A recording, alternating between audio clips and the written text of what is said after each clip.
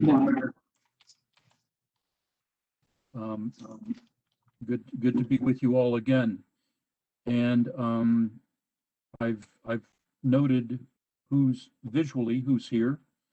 So we'll consider the roll call then. Could I have approval of tonight's agenda? So moved. Thank you, Jan.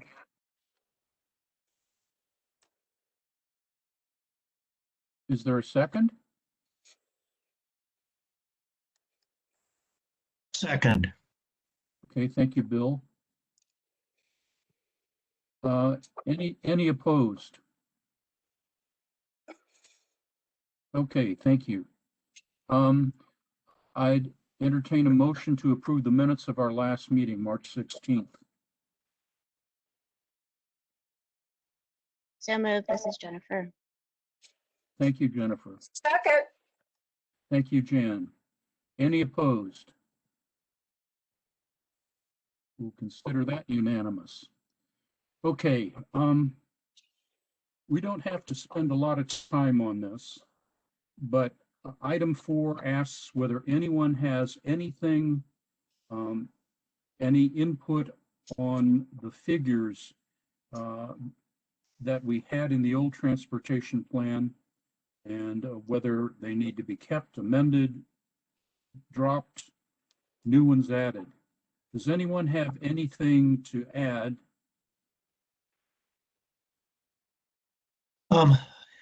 John, I skimmed through the list, and now I've misplaced my copy of the list. Generally, they all seem to be sensible items to include in the plan. Some may need to be updated, and I think one erroneously called Sunrise Valley, Sunset Hills. So there needs to be some checking, but subject to whatever updates are appropriate, it seems sensible to include that sort of set of figures. Okay, thank you, Bill. Could you email to us all when you find your document, what you noted? You don't have to do it now.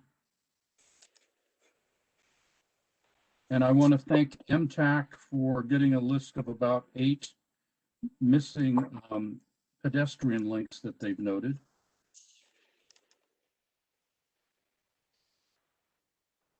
Anyone else? Okay, we'll consider that done. John Carter Yes. and I can work. John Carter and I can work on denoting where each should go and start inserting them into the document. You're probably going to need some more graphics as well. I don't know all of them, but you probably need some more. And the updating, I'm not sure how the updating occurs.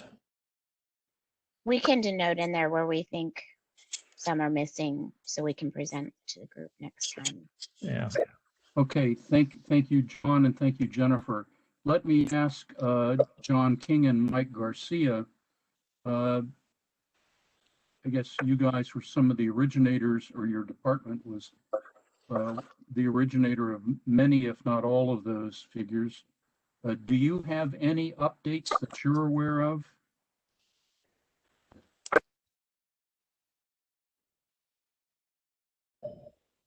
So this is Mike. We're working through the updates now. That's why we have our active transportation plan. So anything we have that's our most up-to-date GIS files that we kind of put out there. Okay. So you will have updates. Yes, we will have updates, but we won't have them for some time until they complete their outreach process. They're going through it now, actually. You all can take the survey if you like. So send it to us. Send it to us. All right, I'll send it to Jose and he can send it out. Okay. You did get the list of missing pedestrian links from MTAC, didn't you, John and Michael? You should have gotten it over the weekend. John, I can send it to them just to make sure they have it. Okay. Good enough. I intended it to send it to you. I may not have. I don't know that I saw it, but yeah, Jose will send it to us. Thank you. Okay. Any- John, it's Lynn Molson. I just wanted to apologize for my tardiness and let you know that I am here. Good, thank you, Lynn. Did you have power outage too? No, I did not. Okay, good enough. I can't use that as an excuse. Okay. That is not a problem. Okay. David, John, Yes. this is There you David are. Goodell.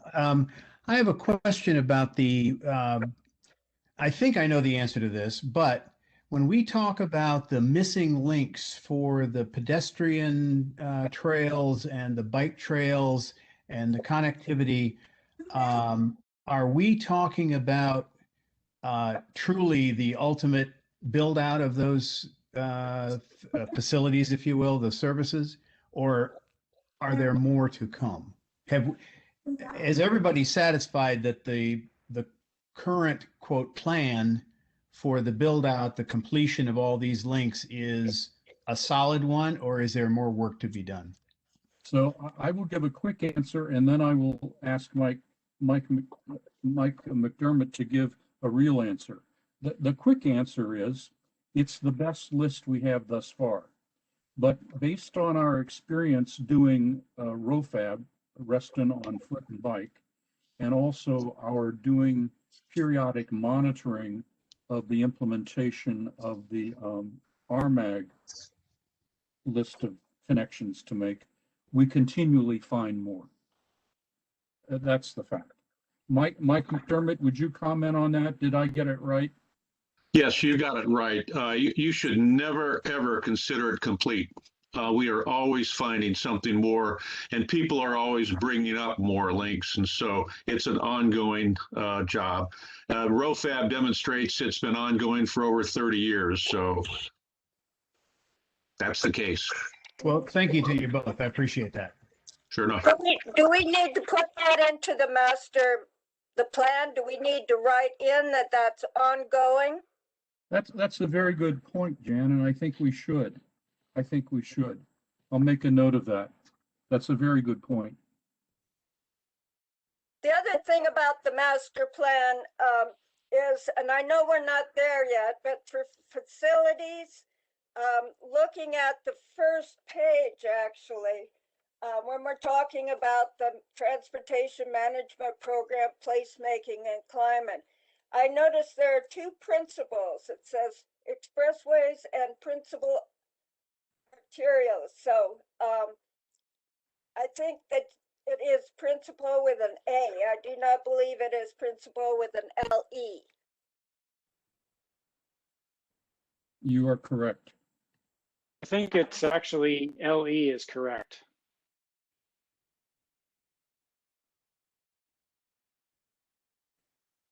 Really? Yeah, but like printing books at home? We've had that in the edits and it's gone back and forth. Okay. But I would say, Noted as you know, at principal. some point, Jose and Walter is going to have a team of people go through this, and I'm pretty sure that they can catch grammar issues for us. Thank Yeah. you. Yeah, we're happy to open up Webster's dictionary. I think the distinction is principle with an LE is like a high-minded principle, and a first of many principle is one with an AL, in which case both are arguable, but I think I would vote with Jan, but you should look it up and we'll blame Jose. Yep, that's what I'm here for. Thank you, guys. Okay. Thank you. Any other comments on number 4? All right. Let us go. I'm sorry, I was a little late in unmuting. I just jumped over to the DDOT functional classification map, and it is principal AL Okay. when Thank doing you. the functional classifications. So we can blame Scott now. Thank you, Scott. So John, where are we now? So unless there's further comment on number 4, we are at number 5. Okay, and again, so our task tonight, and I think we're largely there, is to come up with a a draft that is complete enough and accurate enough that it merits the attention of the full task force at their April the 12th meeting. Okay. And I would say that the one we've been working on is getting almost all the way there. I mean, I can make some whiny comments and some specific ones. For example, myself, a couple weeks ago, but I didn't have, other than the TDM LS thing, my comments, and I think Burton's, the ones I've seen Burton do, are, nothing is ultra major until we get, for me, till we get down into the, the LOS TDM thing to talk about. So we're a long way, we're making progress, John. Yeah, we can do this tonight if we are disciplined. So I would ask people to make their comments crisp and let's see if let us do what Gary believes we can do, and I do too. So I second that. Yep. Okay. So We should remember, John, that we're going to get this back from the full task force. So we're not going to be done with it once we send it to the task force. So we'll get it back. We'll have another chance to look at this. So what I went ahead and did in between is if you had any type of text edits to the actual language, I accepted those. I can send it back out after this meeting, and if you guys read through it and hate those text edits, then bring them up as comments and we can go through them next meeting. But I went ahead and assumed that text edits are going to be accepted. And thought what we really need to get to are people's comments, because people's comments will infer whether we need to make text edits. And that's an area that I think we should spend some time on and try to get through the draft with those tonight, so I can send out a clean version and everyone can reread through it and make any final tweaks that you would like. Jennifer, could I just ask if, the ones that you put in, they're not visible anymore, so we don't, you've accepted them, so we can't tell what they are? Yeah, but I have a saved copy that has all of the edits in them, so I'm happy to send after the end of this meeting that version. But you've had almost 95% of those edits in the version I sent out on the 16th. Burton submitted some edits that he sent to the whole task force, so you do have those that copy, but I did incorporate them into that copy. John Mooney sent 2 different ones. Gary, you updated some of your comments. I incorporated all of those, saved a crazy looking draft with everyone's edits. And I can send that out so you can see the unclean version. But the comments is where, I can't make some of these decisions unless you want John Carter and I to actually just make the decisions. No, I just was asking about the issue. I don't think I made any substantive comment, changes.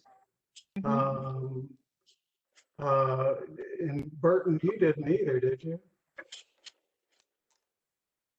I don't think I made any changes that were substantive, no. And as far as your comments, Gary, having to do with the town center, I just agreed with everything that you had. Okay. Well, I guess we're a long ways down the pike. Just make sure that we know where the edits are, because all the edits will have to be retyped and put into the master, because you can't have track changes in the design software to that point. Because as long as they're in a color or something, then they can just be retyped easily. I think what that about the graphs and charts that are going in here, John? You're going to put those in? What's that? No, we have not put the graphs and charts in, but we'll do that after No. this meeting. We'll add them. Well, Yeah. that's what I mean. You all are going to add those, right? Well, I don't know if we can make it by the time we go to the full task force. That's a big job because you're going to have to compose it and put it into the graphic software. At least that's what I'd planned to do. And to do that, you've got to retype all the edits and then import it into the graphic software and compose each page as you go with the illustrations. That will take a lot of time. I was just thinking about adding the graphics into this Word document that gets it to the full task force. Well, that would be possible, maybe. I think Yeah. that's a That way friendly they see suggestion, it. Jennifer. Yeah, I think maybe having the graphics at the end and leaving it as a Word doc, and then just Mhm. referencing where That would be another. this, yeah, that may work. Yeah, that makes Yeah, sense. that might be. So where You we can made put it it in a down separate to, file. right. And just Separate to file note would where, be ideal. Then they can be imported in the graphics software when we get there. right. Definitely. Yeah, that would be So I good. think that's a good solution.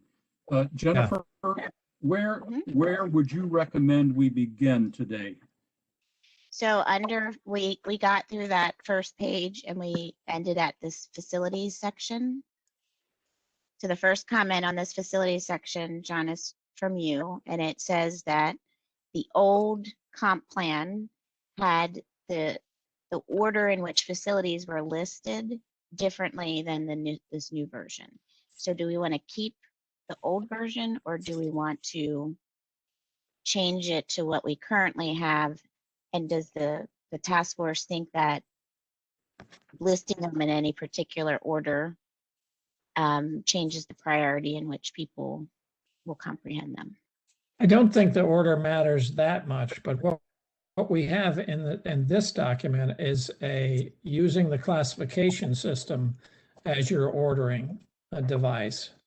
So you start out with your expressways and go to your, I've forgotten what they are, but major arterial A's and major arterial B's and connectors and down to local streets. That makes a much better sense. I don't know how the original one was organized. I don't know that it was organized. Let me explain. Let me explain that the current plan began with pedestrians, bikes, transit, and then moved to roads. We're beginning with roads. And the question is, will that be read as a change of priorities? In other words, prioritizing roadways over pedestrian facilities and bike facilities and so forth. That's what I meant. I wouldn't This is think so. Burton. I don't think so either. I mean, the larger roads kind of provide the framework for the whole transportation network. And as somebody who cares a lot about biking and walking, I'm not offended by roads being mentioned first. Okay. Fair enough. It's a good point, but I don't think it matters. Okay. Okay, John, this is yours as well. So give it a Rosanna, Dana. Never mind. No, that would be Emily Latella. So your question really here is on terminology. Do we like grid of streets or enhanced street network? Do we have a preference? Do we want to use one or the other or both? I think it would be good to choose one and use it. I mean, I think if you're talking about inside the TSAs, you are literally talking about a grid of streets. Outside the TSAs, it's an enhanced network to the extent we're changing anything. We So talked I about think, this at to the me, at beginning. least there's a difference, but I'd use the enhanced network there for all of it because the grid of streets in the I TSA agree. spills over. It's hard to make distinctions. This is Burton. I think it's fine to just call it the enhanced street network. And Mhm. having a grid of streets does enhance the street network. So I feel like that's captured. The one comment I'd make, I don't have any problem with that as a general matter of how you talk about it.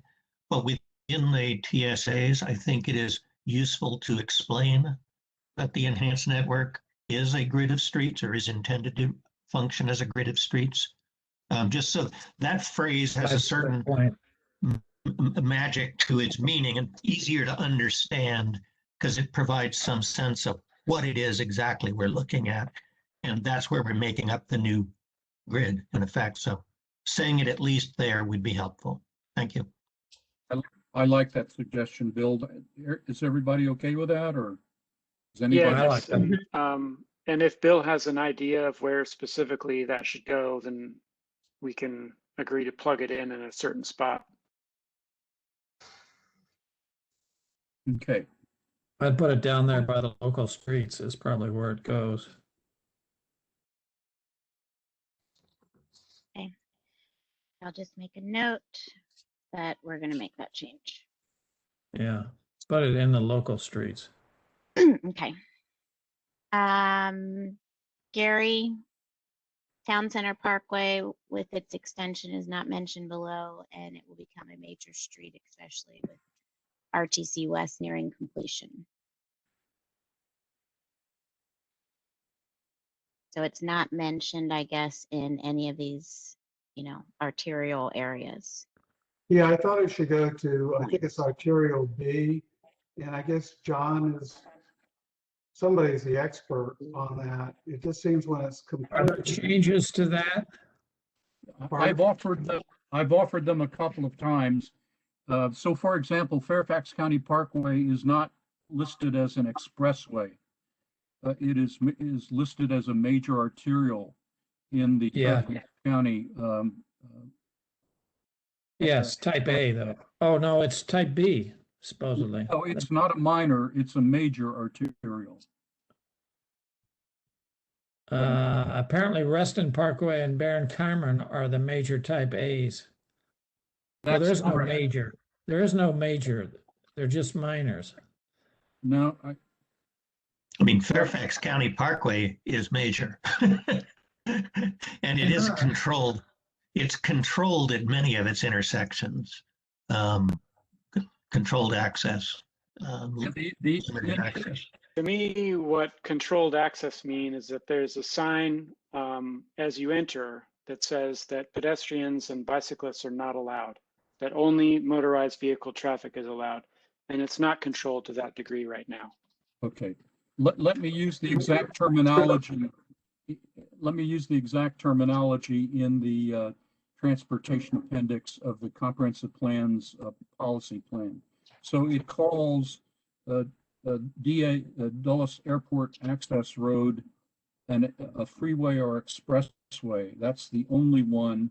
And then, then a principal arterial is Fairfax County Parkway and Route 7. So those are the two that touch us. And then it goes on. But I think between so we have it here.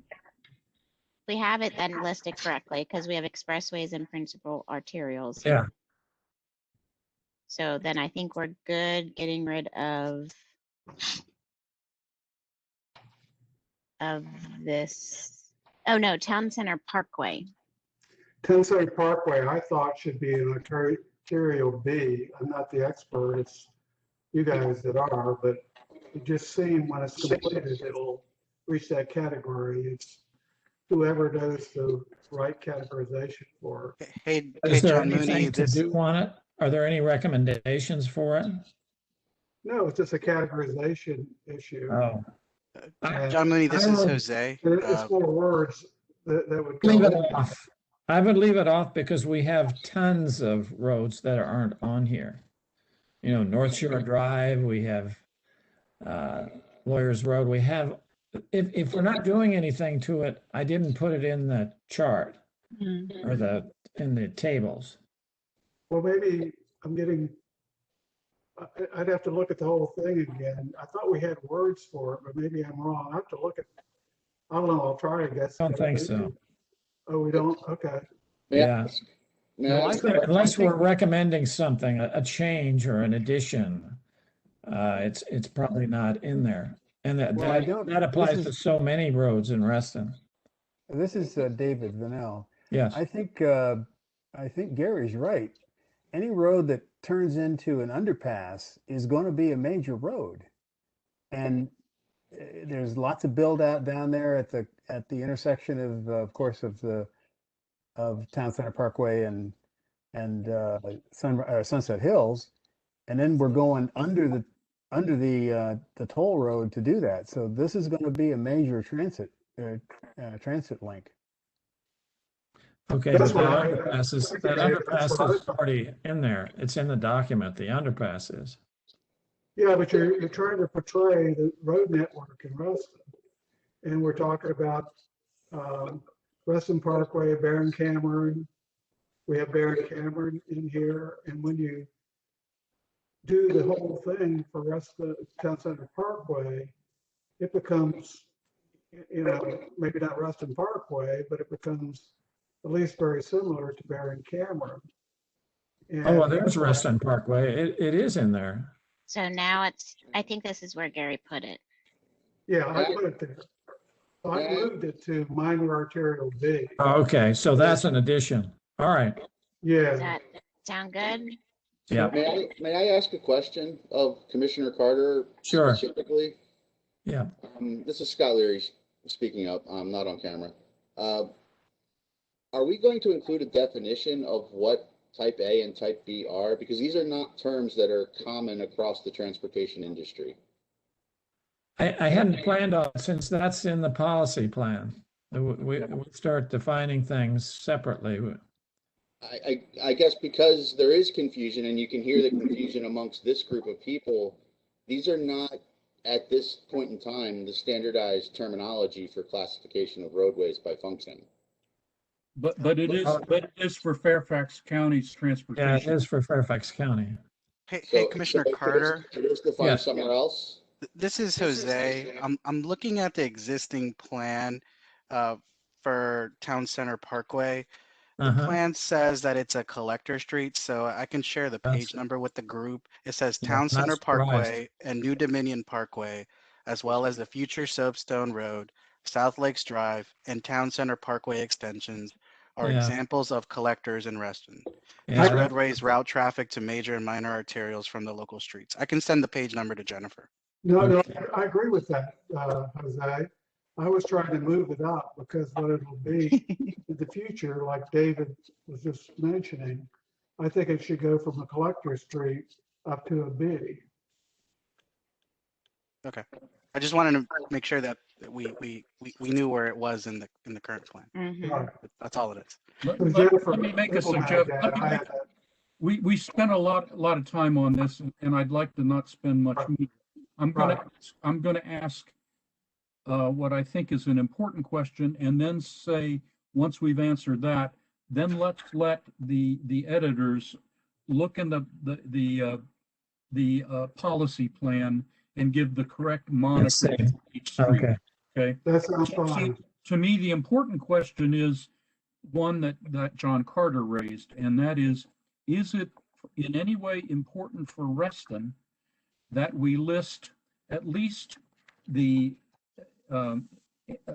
principal arterials and minor arterials on our list, even if they don't have any current work coming? In other words, in the future, will it serve us well to say, wait a second, that is listed as one of our streets, one of our roads? Does that make sense, John? I would be careful because I don't know I don't know how much is involved. I don't know. And I would be careful of trying to do a semi-comprehensive list, because Yeah. it'll either offend people who say, wait, I don't view my street that way, or offend people because, hey, you forgot my street. And I don't see that we get anything for having a longer list if it's not in an area likely to be changed. Other thing to consider is the fact that whatever goes in the master plan is there. It's harder to change once, if it is not in the master plan, it's going to be very difficult to add that in or change it. See, all these streets are in the policy plan. It's what I did here, for right or wrong, was just put the ones in that are getting changes, ones that we're recommending improvements to in some way, even if it's a minor way. I didn't include all of them. That's a whole big job. I mean, really, if we're doing this right, we'd have a big map of Reston and categorize all the streets, but that's beyond at least my capabilities at this point. Let me ask John King and Mike Garcia, is there any advantage to Reston long-term to list at least all of the major arterials, minor arterials, and in this list? Does it give us any standing for any future issue that might come up? This is Mike. No, it doesn't. All the roadways, pretty much the major ones, are listed in the policy plan, so you can kind of go see it there. There's a whole list of them, and not only that, but it gives a definition of a minor arterial A and minor arterial B. So what this plan tried to do is just throw a couple example roads out there so people could understand it when it was being referenced, and not try to do an exhaustive list. Okay. So Mike, we've already got too much in here, is what you're saying. Already got what? I'm sorry. We've already have too much in here. No, the ones that are in there now all have recommendations. They all have specific recommendations to them. Okay. Is it acceptable then that we accept John Carter's recommendation at the beginning and not list things unless they have some sort of improvement pending? Everybody okay with that? Yeah. Okay. Yes. Thank you. Okay.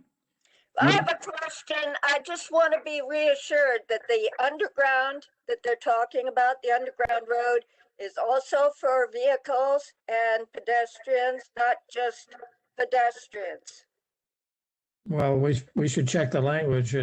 I think your comment's correct. We ought to just make sure the language says that.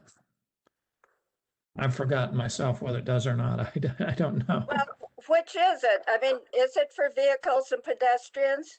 Well, it is for pedestrians too, but I think we have a combined bikeway and sidewalk on all of those roads that cross. Family, the plan for that underground does include pedestrian and bicycle.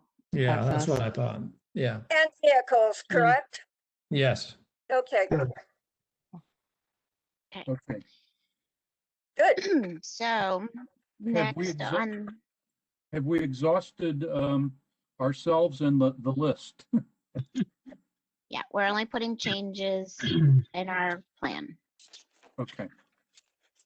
And then Gary, you have, I couldn't. I think you already accepted it. I was correcting an error I made in my previous comment.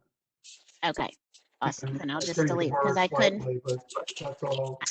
That's okay. I couldn't figure that one out when I was looking at it. Burton, you're up. Before, are you passing by GM9? Or is that still coming? GM9? I don't know what Comment. that Must be a meeting, Bill. It has to do with the suggested elimination of a listing of a recommendation for improving the intersection of Fairfax County Parkway and Sunrise Valley Drive. Right, I made a mistake because they're doing a lot of improvements now. And I said, well, we don't need that in there, but we do because it needs the interchange fixed there. So I was correcting my previous comment. Yeah, let me just make a general comment that if it isn't done, then we should leave it in. We might change the way we describe it if it's already been approved and a work in progress. But until it's done, I would never assume it'll get finished. So if we want it to be finished, we should leave it in.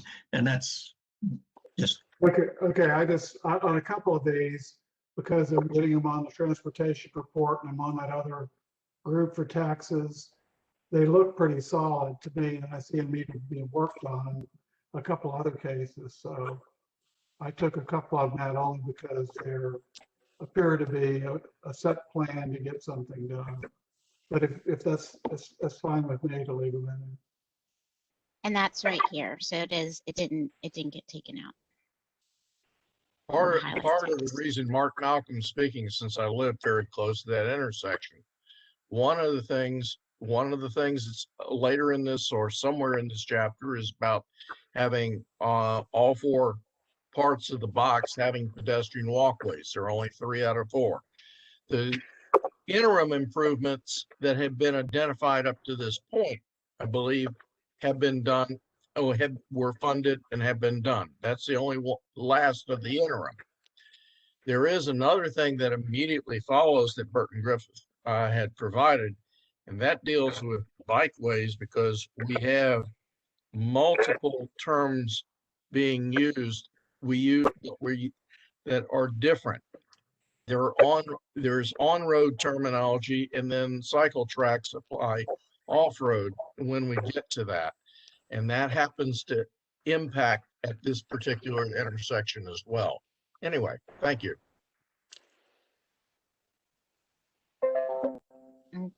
Okay, so the next one, Burton, is one that you said you disagreed with, but you must have deleted it because it's no longer here. So I don't know if you. Okay, I think what I remember. want to disagree with, if I'm remembering right, I think what I disagreed with is the necessity of having shared use bicycle and pedestrian infrastructure along the entirety of both sides of Reston Parkway from Barron Cameron to South Lakes Drive. It would be simpler, if it would be simpler and helpful, I can just retract the entire comment and we can move on. But there are areas of Reston Parkway where it's less important to have pedestrian bike infrastructure on both sides. Yes. And so you know, by putting this thing in here, it's like committing to having this happen on both sides, and I don't really think that that's necessary over the entire length that is being mentioned there. I agree. So, like specifically from the, is it the Bowman House? There's like a little business park with the historic building. So north from there to Barron Cameron, it goes by a portion of Courts Cluster and a portion of I forget the name of it, but it's a place where it's like the area is wooded and it's kind of steep. It sort of steeply descends down to Reston Parkway. It would be kind of difficult to add pedestrian bike infrastructure there because of the way the surrounding land, the grading compares to the grading of Reston Parkway itself.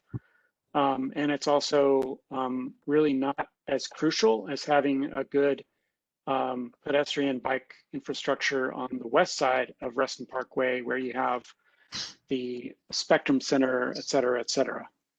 So what would you like it to say? It's just that one sentence there. Well, if we just remove along both sides, then I think we're fine. On the other hand, if I could comment, I would suggest a different edit, and that is go with, in addition, Reston Parkway should include shared use bikeways and sidewalks, period. An enhanced streetscape should be included on both sides, because you don't want to have you want the enhanced streetscape on both sides, and you might or might not want the other, but just the shared, yeah, if that's okay, that that sounds good to me, Bill. And I just did have a particular issue with the term bikeways, because I think what's being talked about here, but I'm not sure, I think what's being talked about is a shared use path, aka a multi-use path. And if that's what we mean, then we can just say a shared use path. We don't have to say bikeways and sidewalks. Now, if we do mean that if we do mean to separate the bikeway from the walkway, then let's say that. And in that case, it would be, if we're separating the bike traffic from the walking traffic, then the bikeway would be called a cycle track, or Yeah, okay. I think that would be the best term. So, But I wasn't sure of what was Period. intended there. So you wanted to say shared use path, period. Yeah, I think that would be fine. Yeah. I was pretty sure that that was what it was intended. Yes. No, it's nice in certain spots to have bike traffic separated from pedestrian traffic, but given that the grading along Reston Parkway, for the most part, there is flat, it's less important to have the pedestrian and bicycle traffic separated, in my opinion. Okay. That probably occurs elsewhere Just as a too. We'll quick have to catch question. those. When we use terminology like shared use path, does that have a meaning of a specific width versus a sidewalk typically is becoming a 6-foot walk versus some of the 4 versus some of the 5 that have been recently done on some of the major roads in Reston? Those definitions can be found in the Virginia Road Design Manual. And okay, with that, thank you. Can I point out something there, jump in a little bit? Who was that, Scott, that was talking there? Yes. Yep. So I guess, at some point in here, we may have it, I've just forgotten elsewhere, what the standards for sidewalks are, or cycle paths or whatever, so that people understand what that is. It probably doesn't need to be here, but it needs to be somewhere. And those sidewalks, as Mark was just pointing out, are getting larger, and they will probably get larger for ADA requirements and other standards that are going up. And I've had complaints about, the size of sidewalks. So having some definition in here that's, acceptable to the transportation people that understand it would be good to me. I'll just throw that in. Sorry. Could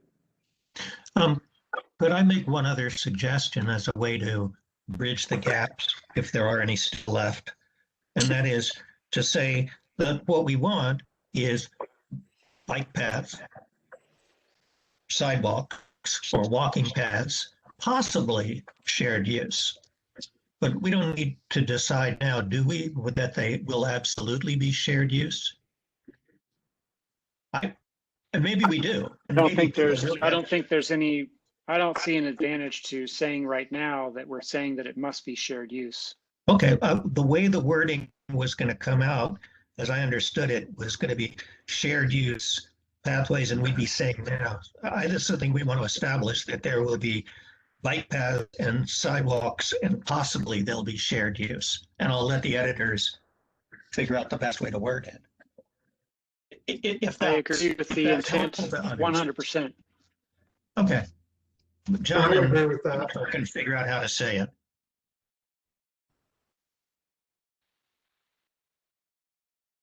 Okay, that's all right. I'm just wondering whether we're going to be able to catch all of these or not. It's probably throughout the document, so I don't remember. So we'll take a look at it. Jennifer, you can catch those in the document, right? Yes. Just write myself a note. Okay, Gary, you're up. Where am It says, while the expansion of the TSA I? auto use. Forget it. Forget that. Just Okay. keep going.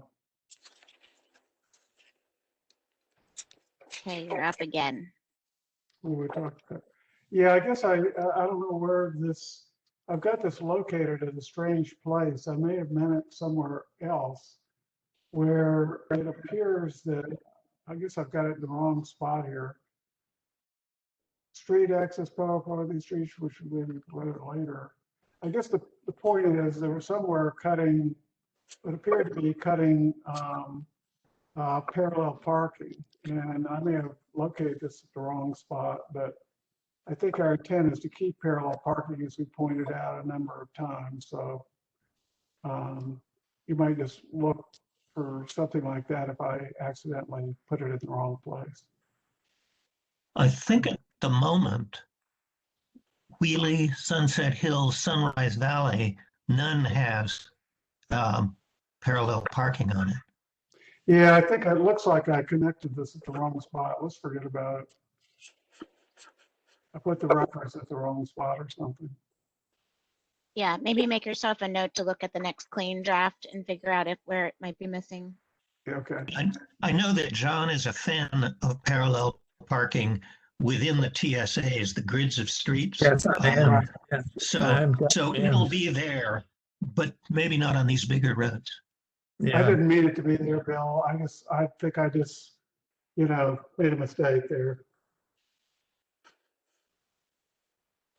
Okay, Burton, I think that we captured this one above.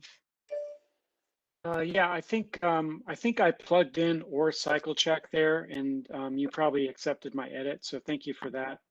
I think that the comment can be deleted at this point, and I just wanted to, just let everyone know that I think along Sunrise Valley Drive in particular, a cycle track, meaning specifically for cycles and not meant to be shared, would be appropriate because it's so hilly, meaning cyclists are going to go fast on the downhill, and there's a great chance of scaring dogs, strollers, pedestrians. It can be a bad situation.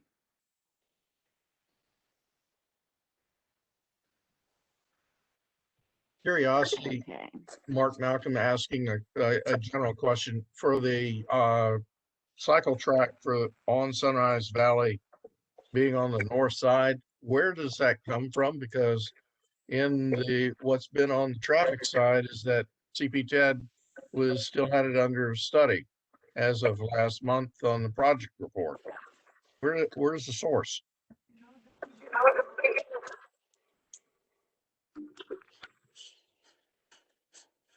I don't know if it helps. I don't know where the source is, but to me, since most of the destinations along Sunrise Valley are on the north side, that it makes sense to put the. I agree, it makes sense, but I can't find a reference where that came from. That's why I was asking. Thanks. The trouble with that is it's not in the last comp plan. I don't know why it's not, but it's not in the last comp plan, but it's getting built in some situations. So I thought if the staff is proposing it, we ought to put it in the comp plan. It'll be difficult to get, particularly west of Reston Parkway, but it's a nice aspiration, I guess. And it needs to be done better than it has been done in the past. That's my slight editorializing there. It's going to be hard to find. In the last comp plan, it wasn't in there. I understand, but it was identified as a project of 6.1 million to go from Reston Parkway to Innovation Avenue. Is that right? Yeah. Okay, thanks, John. We should probably put it in then. This is Mike. Do you want me to chime in for that or no? Any concerns about it, Mike? No, I was just going to clarify it for you all. So the county is doing a project along the extent of which you just noted. The intent is to provide a bike facility on each side of the road, so on the north and south side of the road. So that's where the new design is going. What you see here is on the north side. That was an interim design that's now being modified to on the north and south side. Yeah. The problem is you can't get to the metro stations. That's the problem I have with it. So we have to beef that up, and that is in this document as well. So I should add and south side here, Mike Garcia. Well, I'm just explaining to you what the project is. I didn't want to get in the way of what you all are recommending. It's not on the south side, is it, Mike? Is it on the south side too? So they're putting it on the south side. The design is going to carve into the median and take some out away and then put it on the south and the north side. They're going to put it on both sides of the road. Oh, for the whole length? For that extent that was noted before. Yeah. Well, what was it? So what is the proposals? North and south side from where to where? I think it's, what is it? The project description is from Reston Parkway all the way to Innovation Avenue. Right. Where is Innovation Avenue? That's Herndon. Okay. Yes, Herndon Metro Station. actually not Herndon Metro, Innovation Station, the Oh, other Innovation. Herndon Got it. station. Yeah. Right. Well,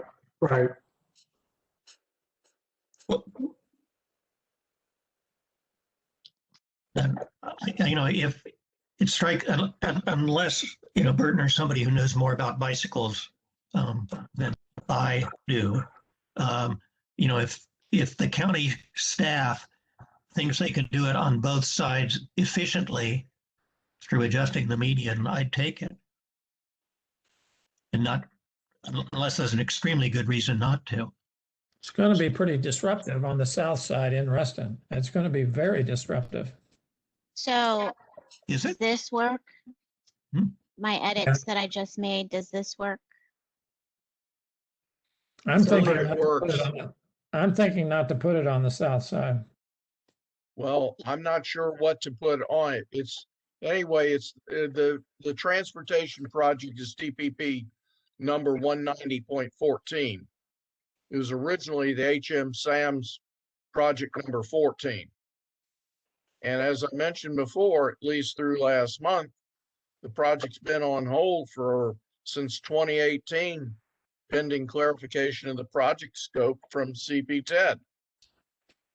I've asked Emily an update on that and waiting for a response back. Appreciate it. I bet you can't even build it on the north side, that side. It's very little of it is done. Actually, will a be- good portion of it, but it does require some land Yes. acquisition to be done. And Yeah. that's the issue. Yeah. So have approved- as a planning task force, then are we recommending the north and south side or just the north side? So Or this is should it be Burton north again. and south in a particular area and south on a different? I suggest just the north side.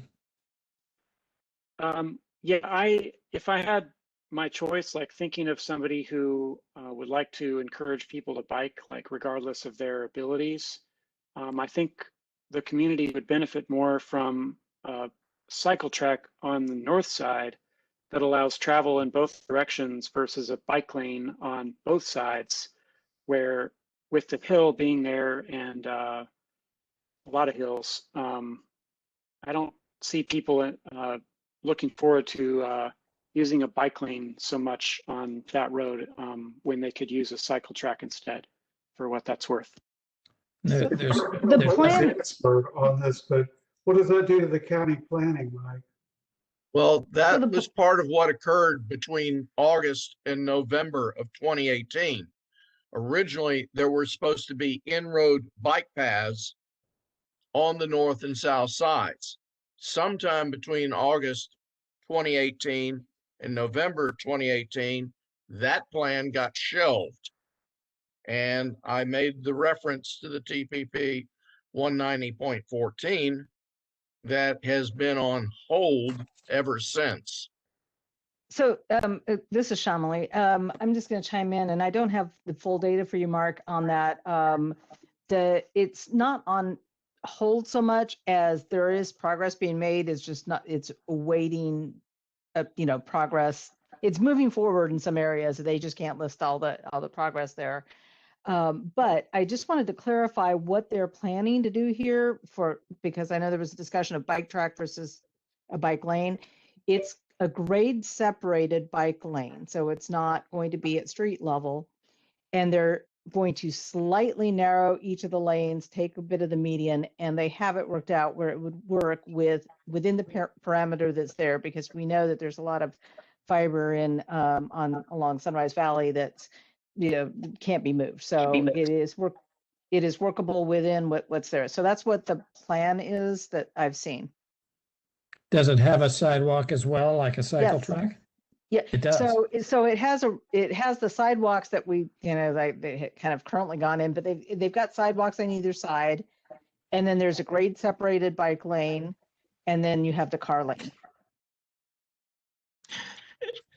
If they Grade could, separated, the grade separated bikeway, AKA bike lane, is that on both sides or just on one side of the road? That's what I've seen on the plan. Both sides. It is on both sides. It It's is a on both 6 foot- sides currently. And that, I don't recall the width of it. But It's 6 feet wide on both sides. okay, thank you, Mike. Yeah. What's 6 Let me feet? suggest- let me suggest that if this is still unclear, we make a note to resolve it. We're spending a lot of time on this. Yes, I think that's true. John, I agree with moving on, but we're so close here. it just strikes me that if the county staff has a plan that's pretty much done and accommodates bicyclists going each direction in a safe manner, do we lose much, maybe lose a lot, by insisting that it only be on the north side and go back to square one for design and finding land? Right. And that's a judgment call that I'll leave to others. I just, again, think it's way better just on the north side. It's going to be extremely disruptive to put that in with the dimensions that they've been asking for on this thing. It's a 10-foot bikeway and a 6-foot sidewalk, folks. The important thing is that if it is only on the north side, that it be designed to allow safe travel in both directions. Yes, And if yes. it does that, then it's fine just to be on the north side, I think. But going to Bill's point, and maybe Shamali and Mike know the answer to this, does this kind of mess things up when we're retracting from the existing plan? It's your recommendation. I will say the county has 30% design for a bike lane and a sidewalk on each side of the road. So I think we're going to try to move forward with that. They are showing it to be able to be worked within kind of the confines of the existing road. Again, narrowing the lanes and taking out the median to make it work. So we'll have to put that in then, right? You can make what recommendation you think is appropriate for your group. We don't want to tell you what to do. I'm just telling you what the county's project is. I again would leave it out. We have approved projects on that south side that have just the sidewalk. Just approved. That's where Reston's RA's offices are. Folks, we Plaza need to, America's on the south side, right? What's that? Plaza America is on the south side. It's on the north side. No, Plaza no, America. this is Sunrise Valley, the Oh, others. very good. Okay, sorry. So we need to vote. Who just wants it? Well, if you have I an don't- I objection don't to think- leaving it as the north side only, then tell me. I don't think we can vote because it still seems like there's confusion about what exactly the county has planned, like what is really planned. So could we just move on from this and just come back to it later over email I or think we something? can do let's that. do that. Let's do that. Or can we put both in and say, the north and or the south side or both and just stop there? That covers you. Let's come back to it and let the editors figure the final thing out. Or we'll just, this is not the last time we will deal with this. No, it's We will not. deal with it again after the task force has its first discussion. Yeah. So Good point, John. Good we point. only have an hour and a half to get things done. Right. Let's move on. I would like to use this opportunity to note quickly in this context of these various classification of streets that we took away all of the specifications for widths and curbs and stuff like that for everything except for, what was it? Except for the local streets, the grid of streets or the enhanced street network. We took all the other right-of-way requirements out of the text. And that's fine, but let me tell you something that I found as I was looking for something else in the policy plan. And this is table 1 in the transportation appendix of the apology of the policy plan. It indicates that where there is not a design that is consistent with the comprehensive plan, then these standard right-of-way requirements kick in. So my question is, and let us not even think about dealing with it, I want to make a note on it, that I have not had a chance to review this. I would like to review it with somebody like John King or Mike to see whether this, the failure to put any specified right-of-way requirements, widths and curbs and stuff like that in the plan, except we've done it for the grid of streets, whether that will disadvantage us and make us default to what's in the policy plan. Is that a clear question? Yes. Yes. Okay. Keep us moving, please, Jennifer. John, could I just for clarification, is the assumption that in placemaking, there will be greater detail about what's intended in the TSAs as there has been in the past? Well, not like the previous plan. The problem with the previous plan is you had a plan and then they produced design guidelines separately later. They conflicted. Oh, boy. So I just referred to the design guidelines since those were the latest. Okay. So Jennifer, your comment above where you are now, I think. No, maybe I'm wrong. Never mind. No, I got rid of that. Yeah. What if it was Sorry. there? It's going now. Sorry. Okay. Now we're on Monroe Extension. I took an extension out of here that maybe easy to put back in so I could see what it is. It says Monroe Street Extension, but that's being worked on. I mean, we have Mike Garcia and Sean Lee on here, but I thought that this was, you know, pretty much a baked deal, so I took it out, but I may be wrong.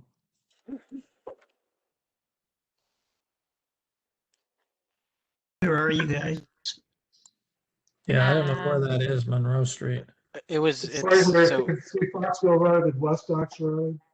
yeah, Fox Mill Road, and before Fox Mill Road, it was Monroe Street. And Are you talking about the stripes here. table?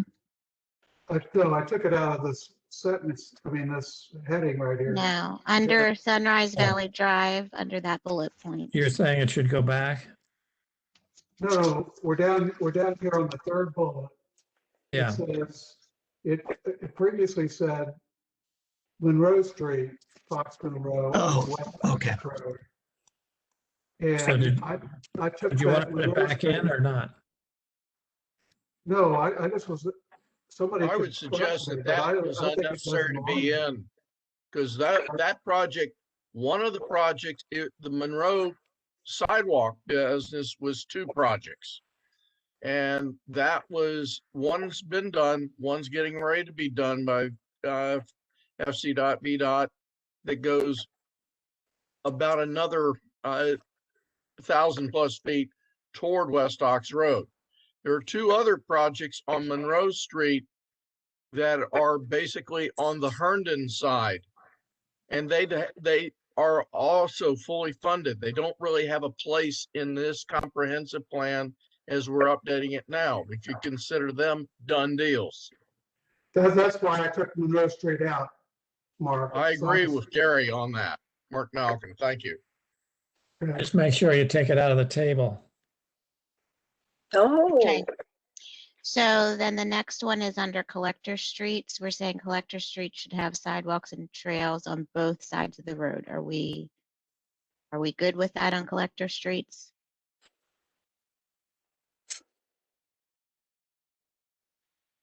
I'm not sure what we were proposing there. I think These it's are in the an overly TSAs. broad requirement. Outside the TSAs, it's just an overly broad requirement. I think there Yeah, could be probably. some Yeah. collector streets where it makes sense to have it on both sides, and some other places where it just is not necessary and doesn't provide enough value to be worth the money.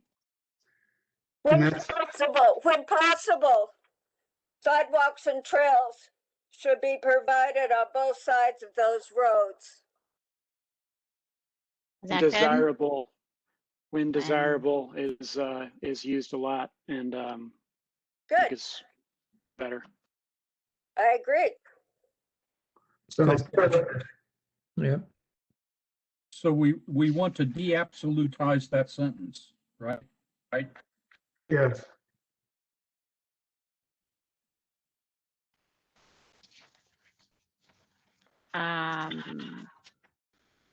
Burton. Yeah, I think that the right word there is extensive instead of I think extension. it is too. Yeah.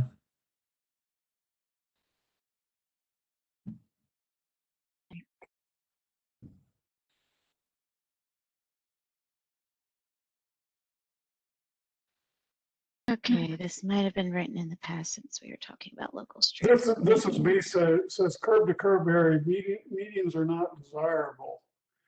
I think in many cases they are desirable. And I even go to the Federal Highway Administration safety sections. And it points out the desirability of that. And I talk to them about that. And even better if they have trees. In some cases, they ought to have trees. You ought to put that in the environment section. But, or parks and rec, I don't know. But This is for local streets, right? Yeah, these are the narrow streets. They're 1 to 2 they're Right. mostly 2 lanes. But I thought they were covering more than just that, John. Am I getting confused? Not with the local streets. No.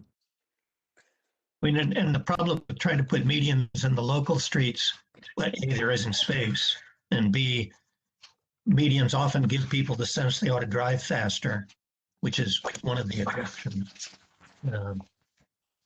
Well, I guess, Bill, what I see is from the transportation safety people, is they're desirable. I agree. If this only is covering, like Reston Town Center and those kind of things, that Yeah. if it's covering anything that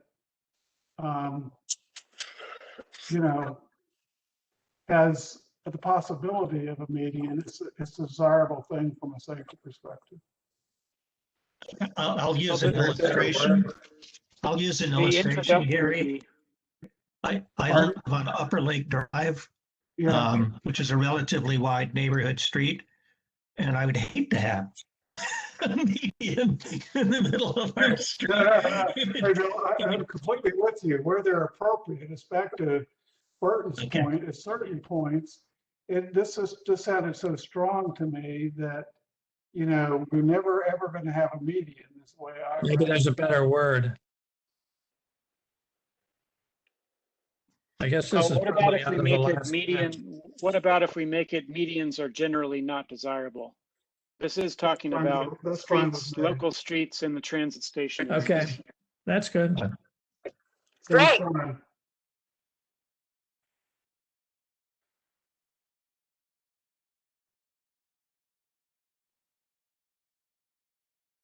Provide travel choices. I think this was meant to be for these different types of methods of transportation. I think you were talking about metro. Is that what you're trying to get at here, Gary? Where you use the word transit? I guess I miss buses. Never mind that comment. That's what I was trying to say. But I think it actually would be improved if we substituted transit for buses. Yeah. Yeah, that's a good point, right?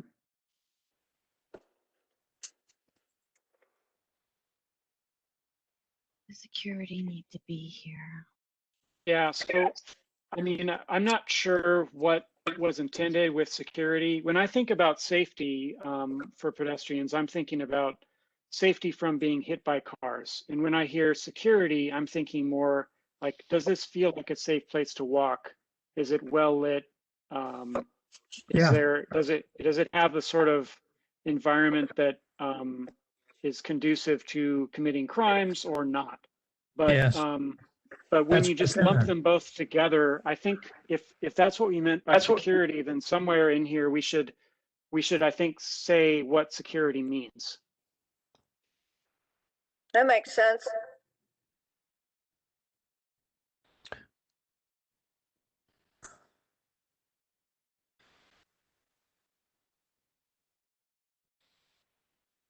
I guess So you was couldn't there just say something else? lighting. Right, was there something else besides lighting, Burton? I couldn't remember what you had just said. I think it's Well, primarily about the I'm not lighting. really an expert on this, but it has to do with like placemaking and what makes people feel safe, not from drivers, but from really other pedestrians who are like lurking, in places behind bushes or whatnot. So Yeah, that's, Could we say pedestrian access, travel safety, and personal security? I like that. And lighting. that sounds good. Well, there are Sounds good. areas of Reston that are intentionally not lit. I mean, there's no lighting in certain parts of Reston by design. So if you go back personal security and just give the example of lighting, e.g. lighting, then, you could do that. That would be great. so Jennifer, where you put IE, just put e.g. lighting. We then- have if you're giving me a chance to editorialize it a little bit, we have a catastrophe coming, I think, in getting to our metro stations, particularly town center. It's not secure. It is dark over there. And without some more lighting, you're gonna have a fancy metro station with no way to get there. I couldn't agree with John more. There's more than just that. Yeah, Getting there, walking it's poorly designed how this was laid out. It's discouraging people from Reston Town Center. They will have trouble going Yes. over there. And lighting Yes. just is an example of that. and once So John, you get there, there's no sidewalk. so John Mooney, did you change any of these words? Did I miss something? Or did you really just add personal Let security? me look here. So on pedestrian access, travel safety, and personal security. Got it. IG with lighting. Yes. Right, yeah, got it. Good. Hey, Gary, what does this mean? Resource protection areas. Yeah, I don't know what that means. So. Resource protection areas. Those are RPAs. Yes, those are the borders of verified streams that have to be protected and not disturbed. Well, Yes. call me an average reader here. I don't know what that means or an RPA means. Aren't they called like Chesapeake Bay That's There's, resource protection areas? It is. yeah. Well, when I had trouble with it, who's an average reader? You could put stream buffers. It would be more generic term, perhaps. How about putting a definition in this? You have a definition page of terms. I would put stream buffers and then put in parentheses resource protection areas, which hopefully would. Or vice versa. Or vice versa, yeah. Well, and even then it would be e.g. stream buffers, because there may be other ones. Yeah. So There's RPA. EQCs. Yeah, there's those two. Okay. So you're saying take the Chesapeake Bay out, keep Right. resource protection areas and put parentheses, e.g. stream buffers. Exactly. Sounds good. This is a tremendous problem in the old comp plan where we didn't really protect the streams. Okay. We had an RPA there, John. Okay, somebody added a comment within the draft I can see here. What's the basis? I think it was me, maybe. I mean, I was the one who inserted that, I think, because 30 feet seemed pretty far apart and wondered why. And somebody may know the answer. If there isn't a good reason, I'd shrink it. 40 to 50 is the standard one. I think 30 feet is a good dimension if there's large trees. Yeah, trees tend to branch out. Yes. Hopefully. And I think at a recent P&Z meeting, there was a proposal. Plus they're palm trees. There was a proposal for trees that were going to be closer than that. Maybe they didn't expect them to get very large. That's possible. Well, you could put for minimum 30 feet on center. I don't know. Is that in here even at this point? Oh, I see. Yes, it Actually, is. there's possible to reference the VDOT has about streetscape trees, or at least for roadways. That it's a document that goes back to about 1986 that might be referred to, that at least gives some guidance. I'm suspicious of VDOT, particularly back to I am too. 1986, but if it's good, that's fine. No, it happens to be, it seems to align with what's been going on in DC and also in Arlington County regarding trees and shrubs in streetscapes. It seems to still apply. Okay. So you can look and ask them what kind of trees they use, or even an arborist, what trees would fit in those scopes. Actually, the VDOT document gives that, including widths, the diameters, and also heights. Fabulous. Folks, we only have an hour Right. and 15 minutes left. So we're good on leaving it as is. Yes. Yes. Okay, so we have Thank a you. question on wide crosswalks. How wide are our crosswalks? Where is that? Right here. It's a question mark that we left. Why do Well, we need wider crosswalks? What? So we're talking about, I it says I existing propose that town we center. delete the question mark and move on. Yeah. Okay. Good for you. Okay. Okay, here. So now the table, we're going to have to fix the table in certain areas. Yes, let's not do it now. Yes. Okay. That's fine. So Gary, you said this comment says Thursday, so I can't help you. I'm sorry. I don't know what that means. I don't, it's a Thursday. Did you print it all out? I don't know what that was. Probably, never mind. Okay, so We're make trying to yourself a match note the on that text. one. Match the table to the text is what we'll do. Right. Okay, we can move on. So, Yeah, all these comments, did we just discuss them all? I thought. I just want to make sure. So Fairfax County Parkway multi-use path, I think. No, that was Reston Parkway. We talked about a path on both sides. Did we talk about Fairfax County path? Oh, are Not these tonight. comments asking? Okay, are these comments asking for something else? Include a separated area for bikeways and trails.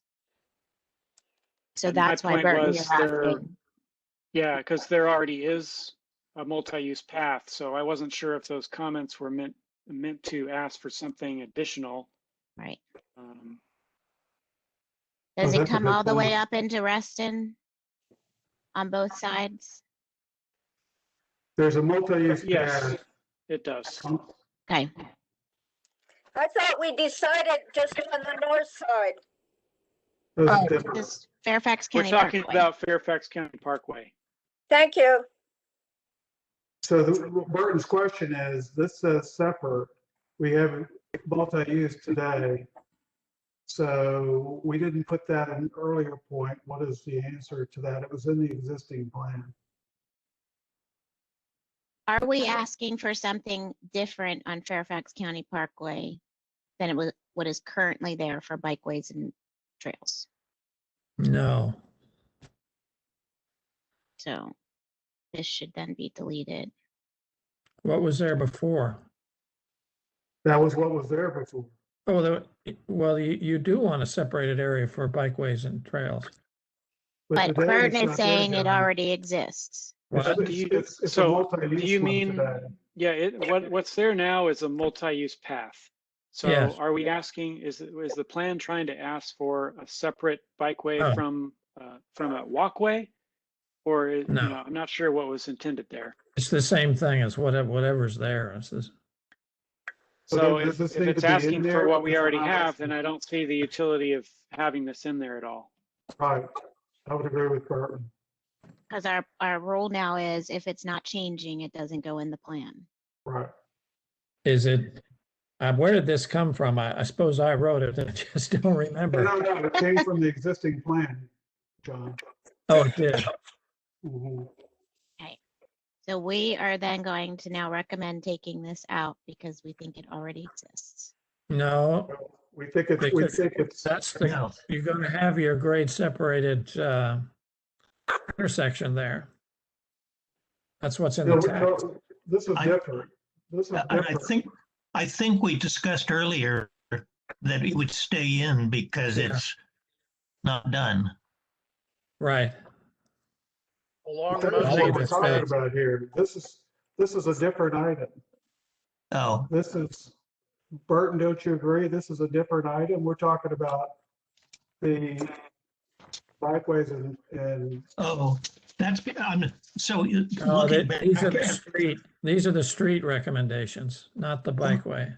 Looking back at the last version of this in the block that's now empty under the word expressway. Yes. It was the interchange and some of it got deleted. That's what this is supposed to be. Oh. Thanks, Bill. That needs to go back in. That's the way it was. Okay. And what was in that line that you're?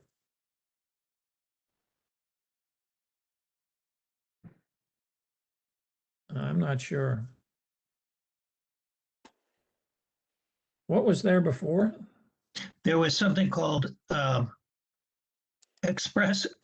principal arterial, as opposed to expressway, Fairfax County Parkway interchange, Fairfax County Parkway at Sunrise Valley Drive, lanes not applicable, grade separated interchange. But what Jennifer, what you're putting in goes with the expressway. I don't remember what goes in that line. Was that the Reston Parkway? I don't know what that was. This is what was here before. Yes, that's the Fairfax County. Right. No, what was there was the interchange. The interchange was there before. Right. Bill So you Pryor. guys see it right here on the screen. Oh, okay. All right. Yes. Okay. So keep that. We're going to keep this that's crossed out. What Burton's question is on Fairfax County Parkway, we already have a separate area for bikeways. Right. Okay. Is that already in? Is that existing? It exists. That's what I heard.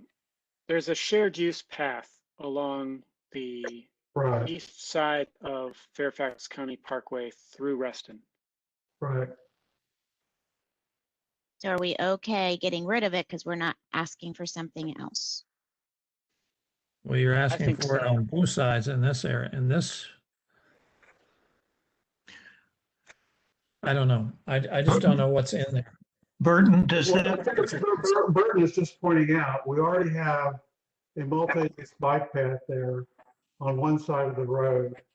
And the question is, do we want to propose something different, which would be pretty significant? Or can I ask a different question? And that is, does the shared use bike path along Fairfax County Parkway, I know that it goes, I'm traveling west for the left, it goes to the south side. The south side of the toll of the WNOD, does it go to the north side? Yeah, that's what I was wondering. On the north side, it goes all the way up to Route 7. Okay. It goes all the way down. I've ridden it down to Ox Road, but it goes way beyond to the south side of it. It's continuous.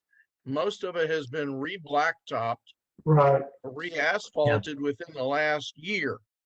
Yes. The only issue that comes within Reston would be looking at example to what has been done to have signalized crosswalks at key arterial roads.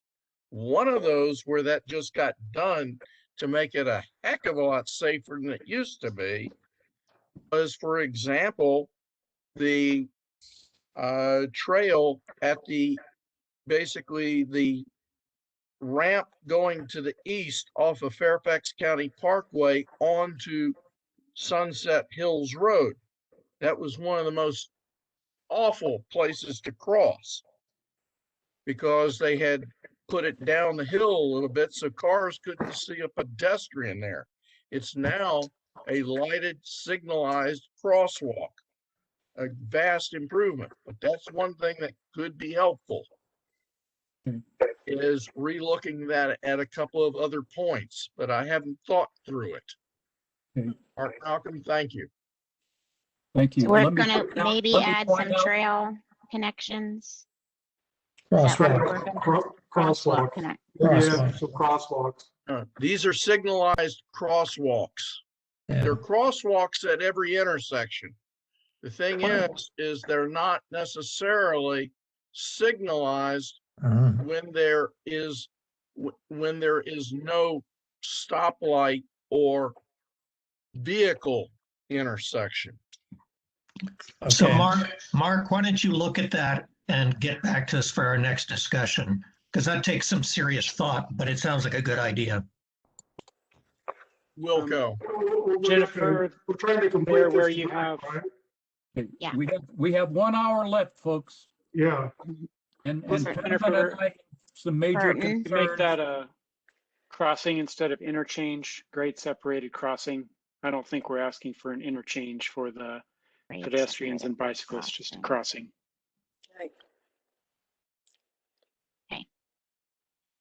Okay. This is us defining. Again, Burton, what is it that we want? So, yeah, so this is just my issue with bikeway being overused here when we have a word for a combined sidewalk and a bikeway. When they're combined, we usually call it a multi-use path or a shared path. So if that's what we need, then let's just change it to that.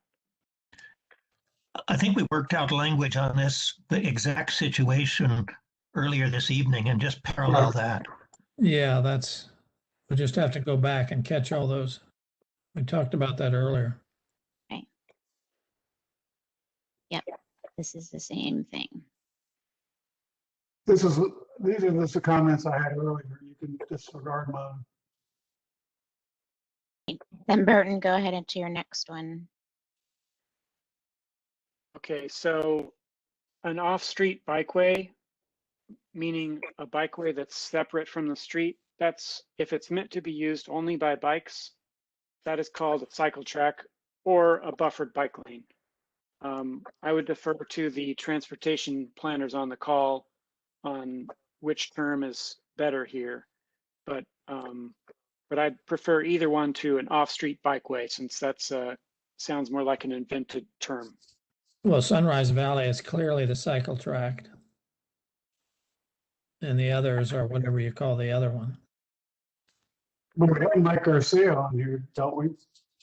Yeah.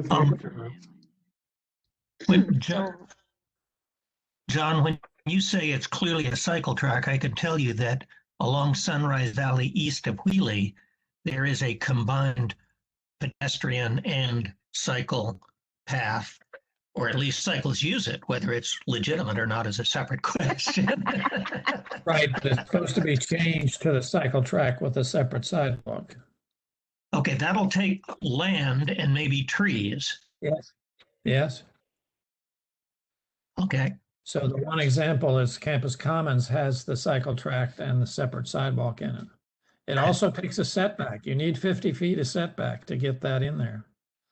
So then after Campus Commons, what do you do with the other properties east of? Like I said, as they redevelop, they'll be putting in cycle track and separate sidewalk. Okay, because we want to get it to the WNOD. That's the important connection. And I don't know that that's, unless you narrow the lanes of the road, which is a reasonable thing to do in any event, you could widen it, but there's some tricky spots. I'm not sure you're going to keep them separated for that whole distance. Yeah, I don't doubt that.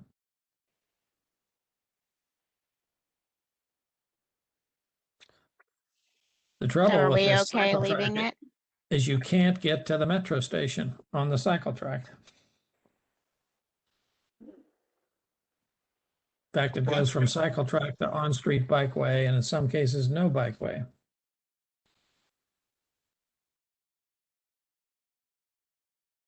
I don't know. John, which station? Wheelie? Yeah, Wheeling Wheelie, all of them. and Sunrise. Yes. Wheelie and Town Center. You can't get from the cycle track to the station. Why? Just go in Wasn't on planned that. Right now in the Comstock currently owned, what was it, JBG before that? It's not on the plan. It's not on the No, plan. But it's we did not. put it on the campus common side so we could start to build it as But not on the Wheelie. We didn't put it on the campus common plan yet. right. Now, It's in my dream plan. yes. The bikeway is on the street on Wheelie. For the Reston station, is it not, is the problem not that the development to the east of Town Center Parkway, when it is finally finished, will have an appropriate bike connection? Is that bike and pedestrian connection? Is that not true? No, that's not true.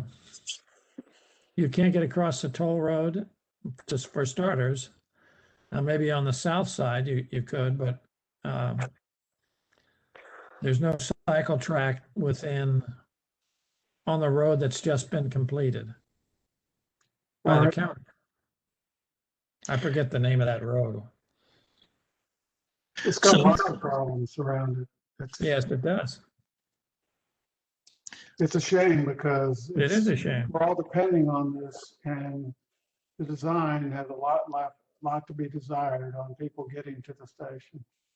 So I thought that Vornado, when they came in for the south side of the Wheelie station, agreed that pedestrians and bicyclists could cross their property to get to the subway.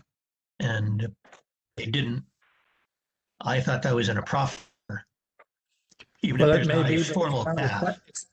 It's just not a cycle track. Oh, that may be. But by then, the traffic will have slowed down and they can just ride in the, Could be part of the street. within Vornado, yes. Well, we just put in, we want what we want here. Right. Let this go. Yeah. And Well, we want the cycle track on Sunrise Valley Drive.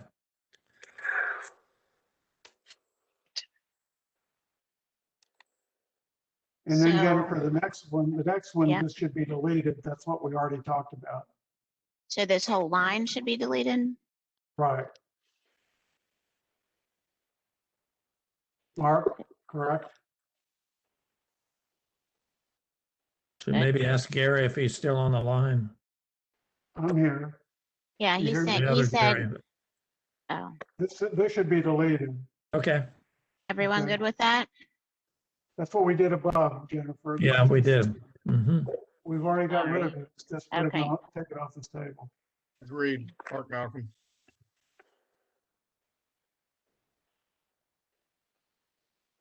John Mooney is probably hyperventilating because we got a lot to go here. We better move along. Yes, we do. So there are rules on this that VDOT has elsewhere. It says 25 or below, which is better. Good with that? 25 or below is fine. It's fine. We went through this last, never mind. Shut up. Okay. Is the source of the table, new bikeways. Mooney, Yeah, the one question on the local streets, why should there be specifying less than 25 miles an hour? Just low speed streets. Well, I And the think table you can above say bikeways.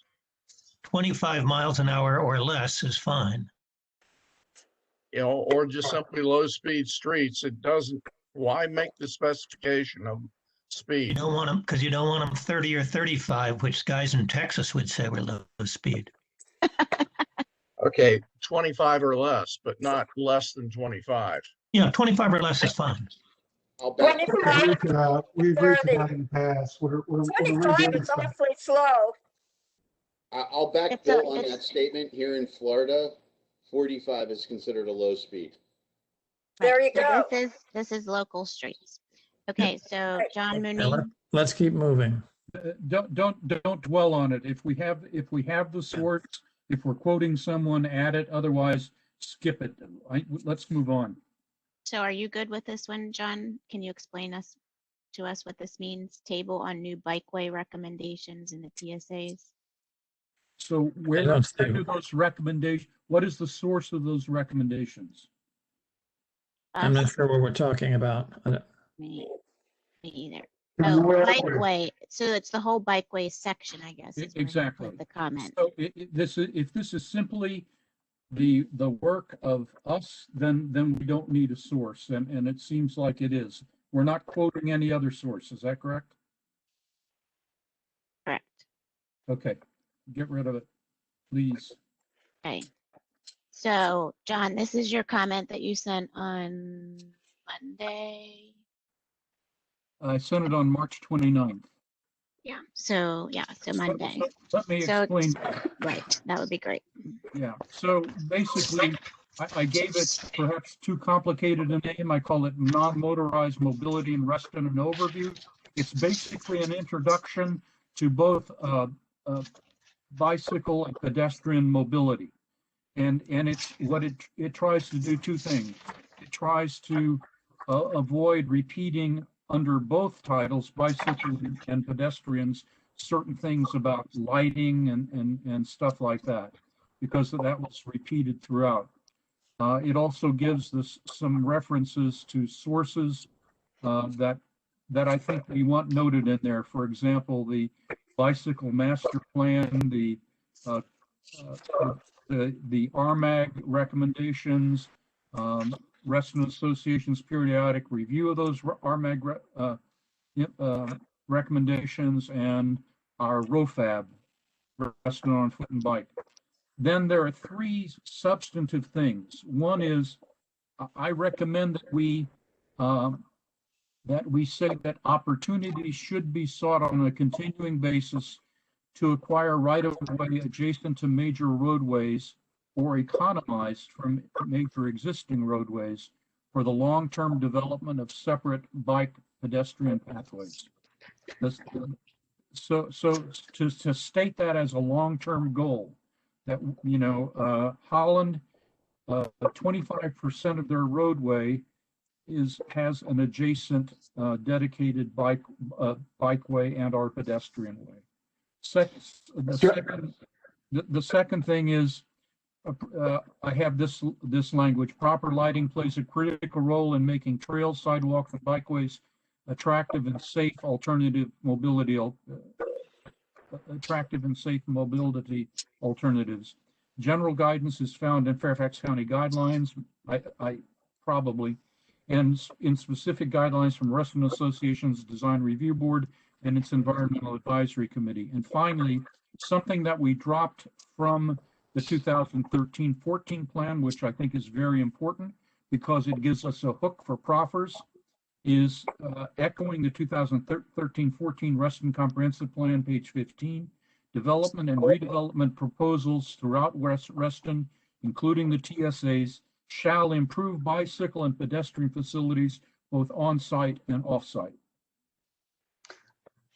John, this is Burton. I move that we incorporate your language into this document with a proposed edit that I put in the group chat.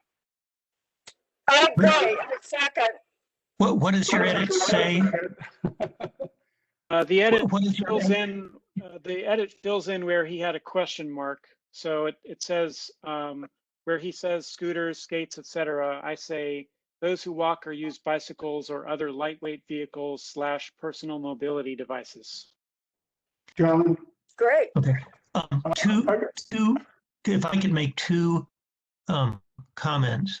One is the for the yellow sentence, I'm certainly fine with the concept. The term major roadways is not a term used anywhere else. Is that correct, simply to yeah. mean anything above neighborhood streets? Well, Probably. neighborhood street is not anywhere. Why do you have the word major in there? Wouldn't this be any street?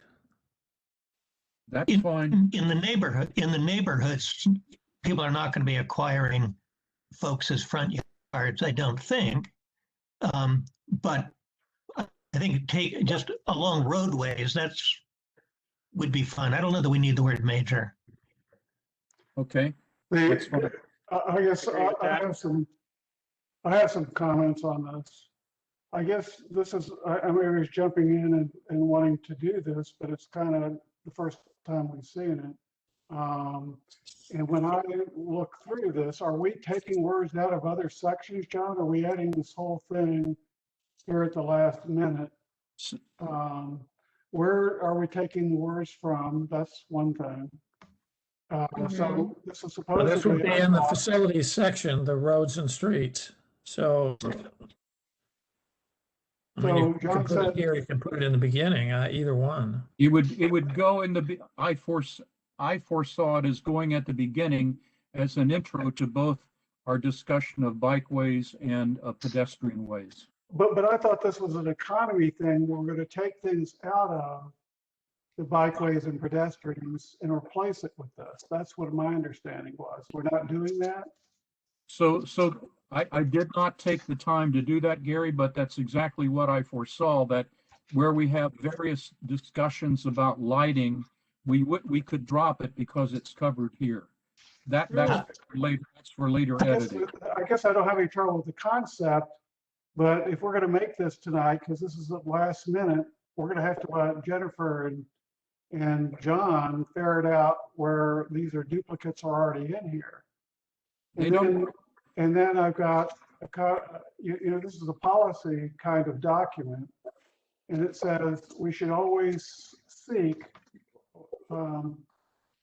continuing base to acquire right of way or economize from existing roadways. Well, I guess I have trouble with economize from existing roadways because that causes, major traffic problems here and access to Reston. And if we're making a policy to go economizing all the roadways, we have expansion of, we've already approved, they're building. We watch it being built every day, and we've approved a lot, and we're suddenly going to cut the roadways down. I don't like that at all, that one phrase there. I was thinking of lane widths, Gary. Pardon? I was thinking of excessive lane widths, reducing excessive lane widths. I don't see that, John. I think that's going to be read to we're really damaging Reston if we're going to be looking all the time to cut roadways down when they already were pre-COVID, were heavily trafficked. And we're going to take away that when we're having significant expansion, not 157,000, but, hopefully less than 106,000. And we got 70,000 today. That just doesn't work for me at all. Gary, to me, I think the word economizing is a balanced word that, allows flexibility and is more about doing what makes sense as conditions change. I can't see how you economize when the existing roads have a problem. We're already going to add bike lanes that aren't even put in there yet.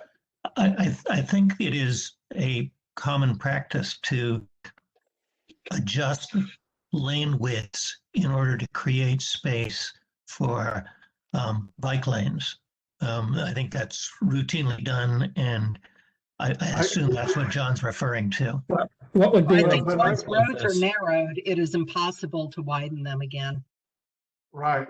We're going to have a traffic catastrophe if we do that consistently. We've already had some of that planned. We don't need to add to that.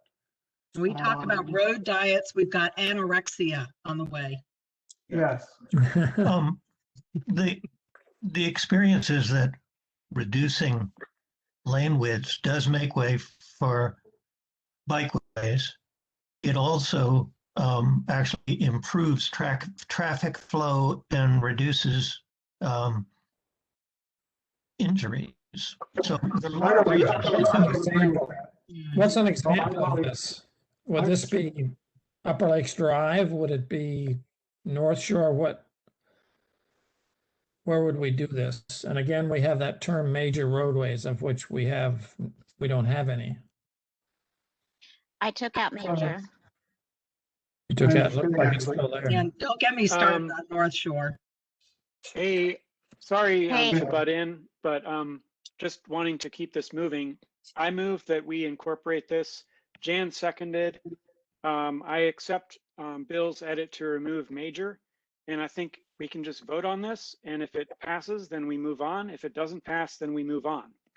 Either way, we stop talking about this right now. Well, Good. I guess I'd like to talk some more. I guess you made the proposal, Burton, and Jan seconded. I didn't even get to say anything before the proposal was made, and I think this needs to be talked about some more, or does this deleted? I propose We're still in discussion. Right. Yeah. So I could propose that we delete this section. I mean, and again, back to the John's earlier added this, I hope somebody's going to edit the stuff out of this, because we, supposedly are adding this as a savings here to make it simpler, which I agree with.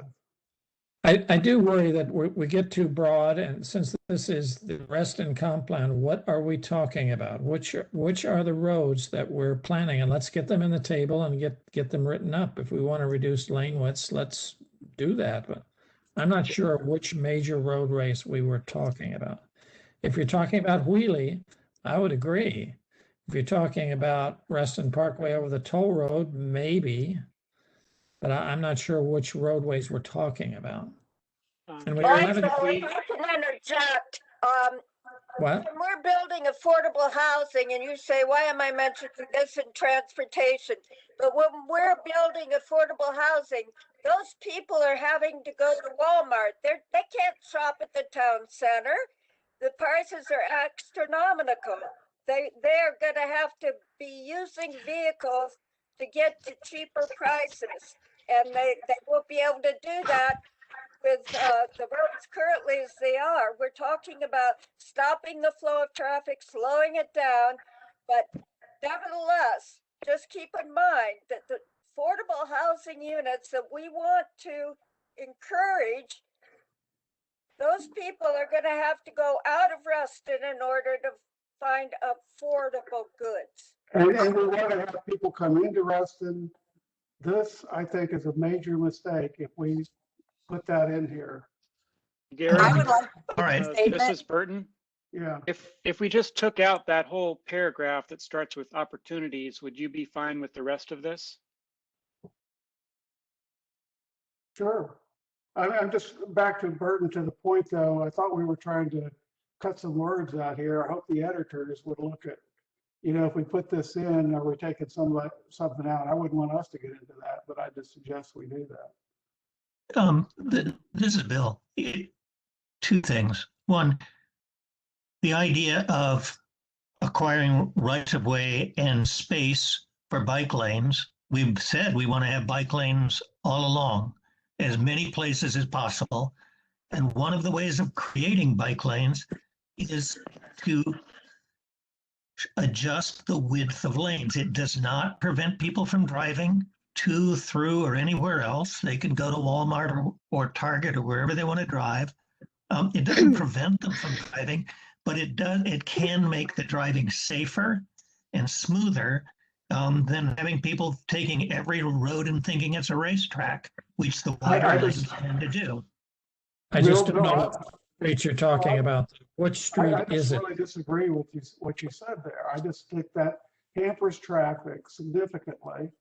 And even have bicyclists tell me when we get this, bike lanes added, that'll slow the traffic down here significantly, where they may be concerned about,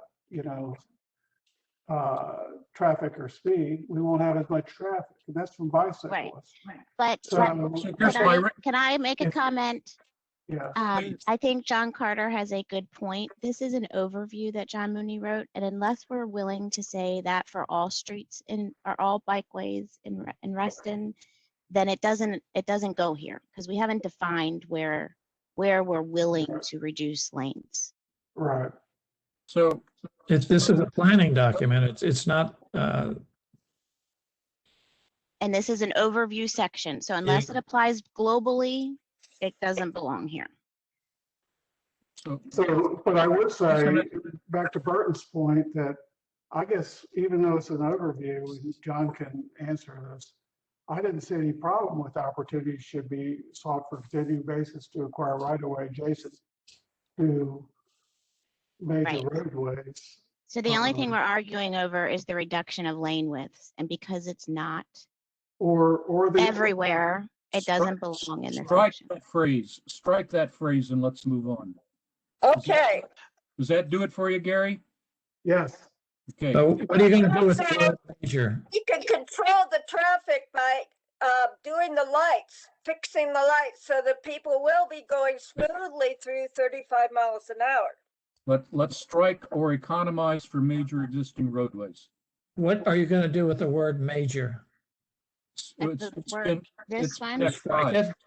Strike it? Okay. I All right. thought, I didn't know there were two majors, sorry. I just want to give everyone a friendly reminder that it's 8:53 and we have to get to 9:30. Right. So. And John Penniman and I, let me tell you, John Penniman and I both have concerns with the section on transportation management. Yes, let's go to that. I think we should go to that. Yes. And Jose, can you please put up the so that section has three parts. It has in the current version it has LOS and then it has TDM, transportation demand management, and then it has the issue of the comprehensive plans, mix and intensity of uses. Okay, I sent very late, and I apologize that it was very late. A different text. The main problem that Bill and I have, we independently came up with the same problem but different solutions, is that first part, LOS. Okay, so rather than you got the text very late, I didn't expect you to be able to read it. Jose, could you throw up? I can bring it up. Give me a second. I'm trying to find it because I was going to ask Jose to bring up the PowerPoint I sent him. Oh, okay. Then I will stop sharing. Very good. Is the gist of it just to get rid of the level of service issue? Is that where we're going? Well, it's not to get rid of it. It's to put it in a wider context of mobility metrics. So again, as the current text, there are three parts: appropriate mobility metrics, and this is the one that Bill Penniman and I, in exchange of emails, agree that needs revision most. Transportation demand management, I've made a few changes to that, suggested a few changes. Same thing with the third point, okay? This was copied from the last comp plan. I noticed just on my own that the recent plans, namely the McLean plan, don't have this kind of language in them. Yeah. So I think you're on the right track, John. I think we should be careful here. So without going through the text, word by word. So the only metric in the current version is LOS, and that only in the TSAs. Yes. The problem is that LOSs are exclusively focused on motor vehicles. Right. We need metrics for heads, bikes, and transit to make them attractive mobility alternatives. So we've discussed our various viewpoints, and clearly we understand that we need to do modal split by attraction, not coercion, not coercing people out of their cars, but attracting people to other modes. And so possibly we also should have metrics for related environmental and public health issues. And then we need to articulate principles for balancing those various metrics into an integrated transportation management plan. So, John? Go ahead. No, sorry, I apologize. Okay, so appropriate mobility metrics. This is an example of a metric, and John King and Scott and Mike Garcia will remember it because we developed it in a conversation we had several weeks ago. Here's an example of what a metric for the pedestrian network would look like. It would say that the network needs to be complete, that is, without major gaps. It needs to be right-sized in terms of width and right surface. It needs to be connected with service areas and public transit lines. It needs to be equitably distributed in all areas of Reston. It needs to be safe from crashes and assaults, and it has to be beautifully designed.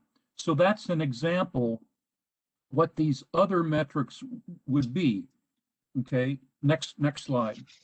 And so the let's go back to the very first. Go back to I hastened away from it too fast. Next, the one before it. So look down at the bottom. So principles for balancing these various metrics into an integrated management plan. You have to fairly allocate mobility space and time among the various modes, and to try to find new space, and if you will, double use time for more than just one mode. You have to allocate. Allocation is a careful, continual process, not an abrupt and disruptive reversal. I think many people who hear the talk about pedestrian and bicycle are fearing that abrupt and disruptive reversal of access to autoways. And finally, metrics need to be applied differently in different locations. For example, LOSs on Reston Parkway will be different from LOS on TSA and Enhanced Road Network. So move forward a couple slides here now. One more. Oh, no, I'm sorry. I'm trying to rush. Go back one, please. No, okay, this one, yeah. So in the TSA, they have targeted trip reductions, as you may know. Their trip reductions compared to what IT Institute of Traffic Engineer calculations would suggest would be the number of trips.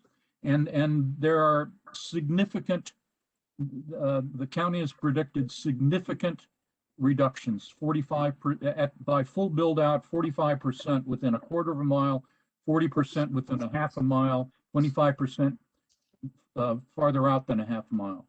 Other TDM elements, TDM elements would be reduction of parking, and because of the fear we have, one of our specifications were reduction of parking must not cause spillover into neighborhoods. I believe we need, and Jeff Herman and I have discussed this many times. I believe we need independent county verification of developers' TDM compliance. Right now, they self-report. And then finally, we need the modeling study of TSA development's impact on non-TSA, that should not be TSA, non-TSA traffic, but non-TSA areas in Reston. Next slide. And then the relationship to comp-plan density and mixed use.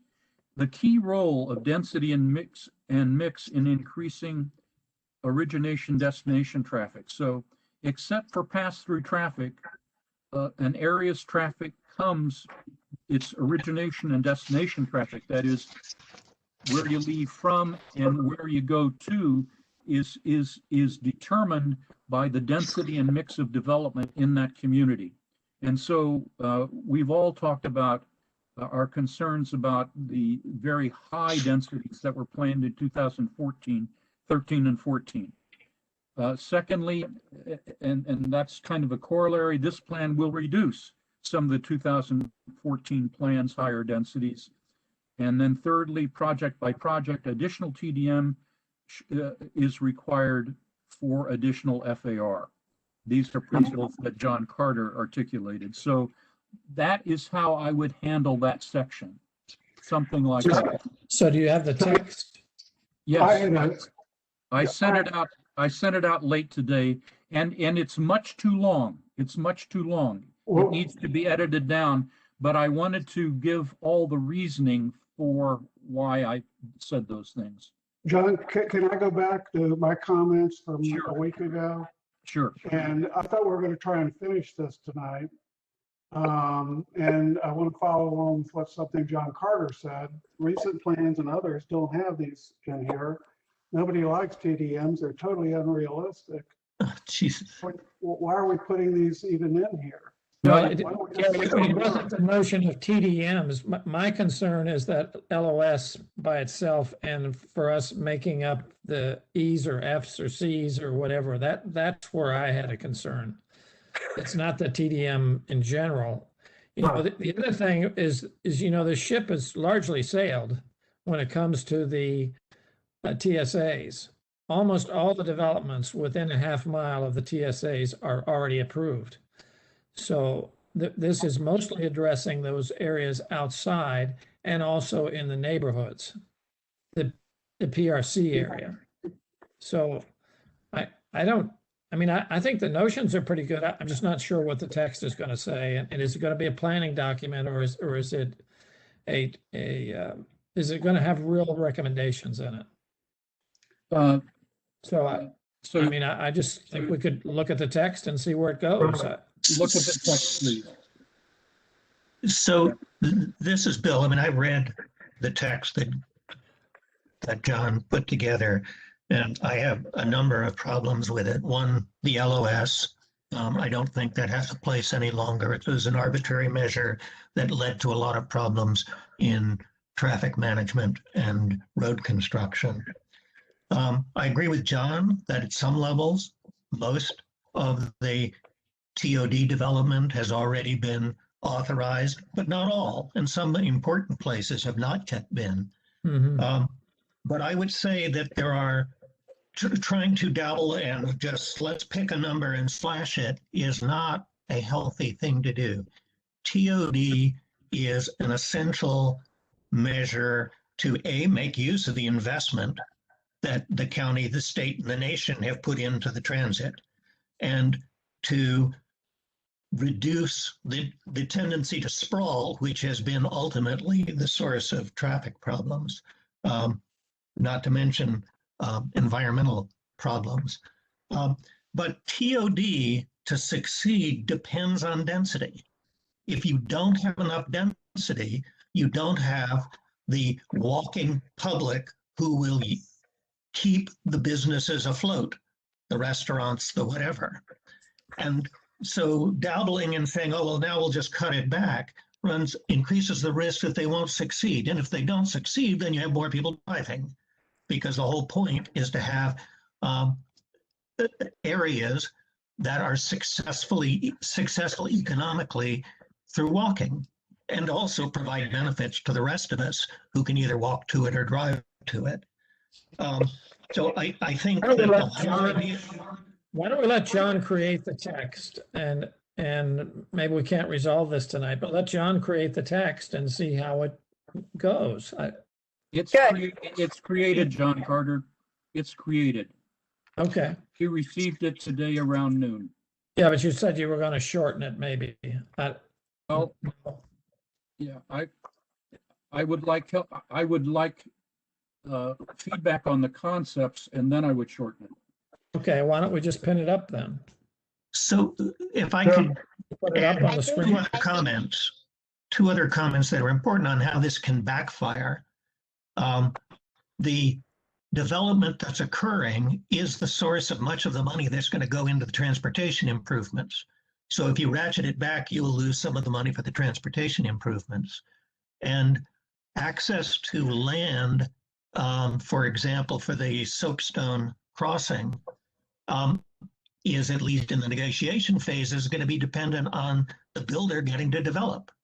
And if we come along and say, well, no, we're not going to let them have it, then the odds are either the bridge won't get built or it'll cost taxpayers a lot more money. And I just think that density is not the only issue, contrary to what's here, as to what drives traffic. This is stop for Burton. now.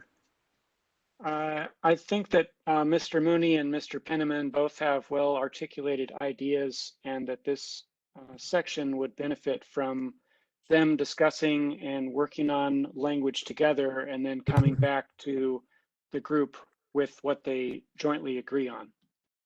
I guess I have some thoughts on it, and I guess I'd like John Carter involved in this. But you know, we got this here at the last minute. We're discussing it at 9 o'clock. Our goal was to be through this tonight, and so I guess I'm frustrated since I put it in comments before on this, and we never discussed those, and yet we're getting this at the last minute to weigh in on as a task force, and we're handing it off to somebody else. I guess I'm not pleased with that at all. So, I mean, if we're taking out LOS, is that what we're doing? If I understood this. Is that what the text says? That's what I'm asking John Moody. So I didn't clearly hear your question, Gary. Are we talking about taking out LOS completely? Is that what we're talking about? I was not. I was talking about making it simply one metric among other metrics, not the sole or most important one. As it stands in the text now, it is the sole metric. Mm-hmm. I guess I'm real frustrated with the timing of this. I'd like to be a party to how this reads. I had a lot of comments on this, but for 2 weeks and then a week ago, and just how you all go off and write it is a problem to me. And we're at 9, 10 at night. Can't we just pin it up and take a look at it and see what it looks like? I don't know. I have no idea. It might be fine. I don't know. The one thing I do think density is a tool, but I don't think we should be changing the numbers, the land use numbers in the transportation section. We ought to do the land use first. John Mooney, was this the document you were referring to? It is. Okay, thank you. This section is very long, and it starts with principles, and so it would be much terser as part of the comprehensive plan document.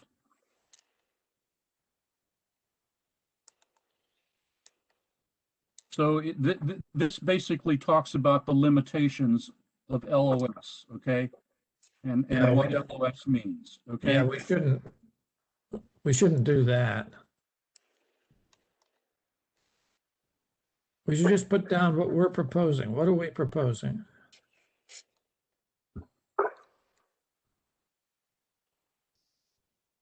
I guess my question is if Gary has provided recommendations that the group has not had an opportunity.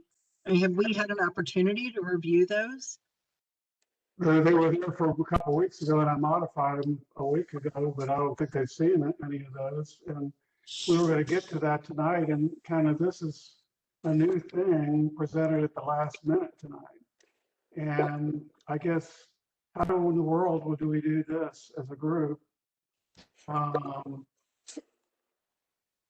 I just don't know what to do here. I don't know how I just read this and buy off on it. No, I'm not asking us to buy off on this tonight. Well, that's what we were intended to get through this tonight, John. And we were charging to get through, and now we're not going to get through. If I could just say, back on the 22nd, I emailed a letter addressed to John and the Transportation Committee. The last section had a suggestion for metrics. They're qualitative because it's hard to do quantitative. But I thought they captured what it is we want to achieve in our community.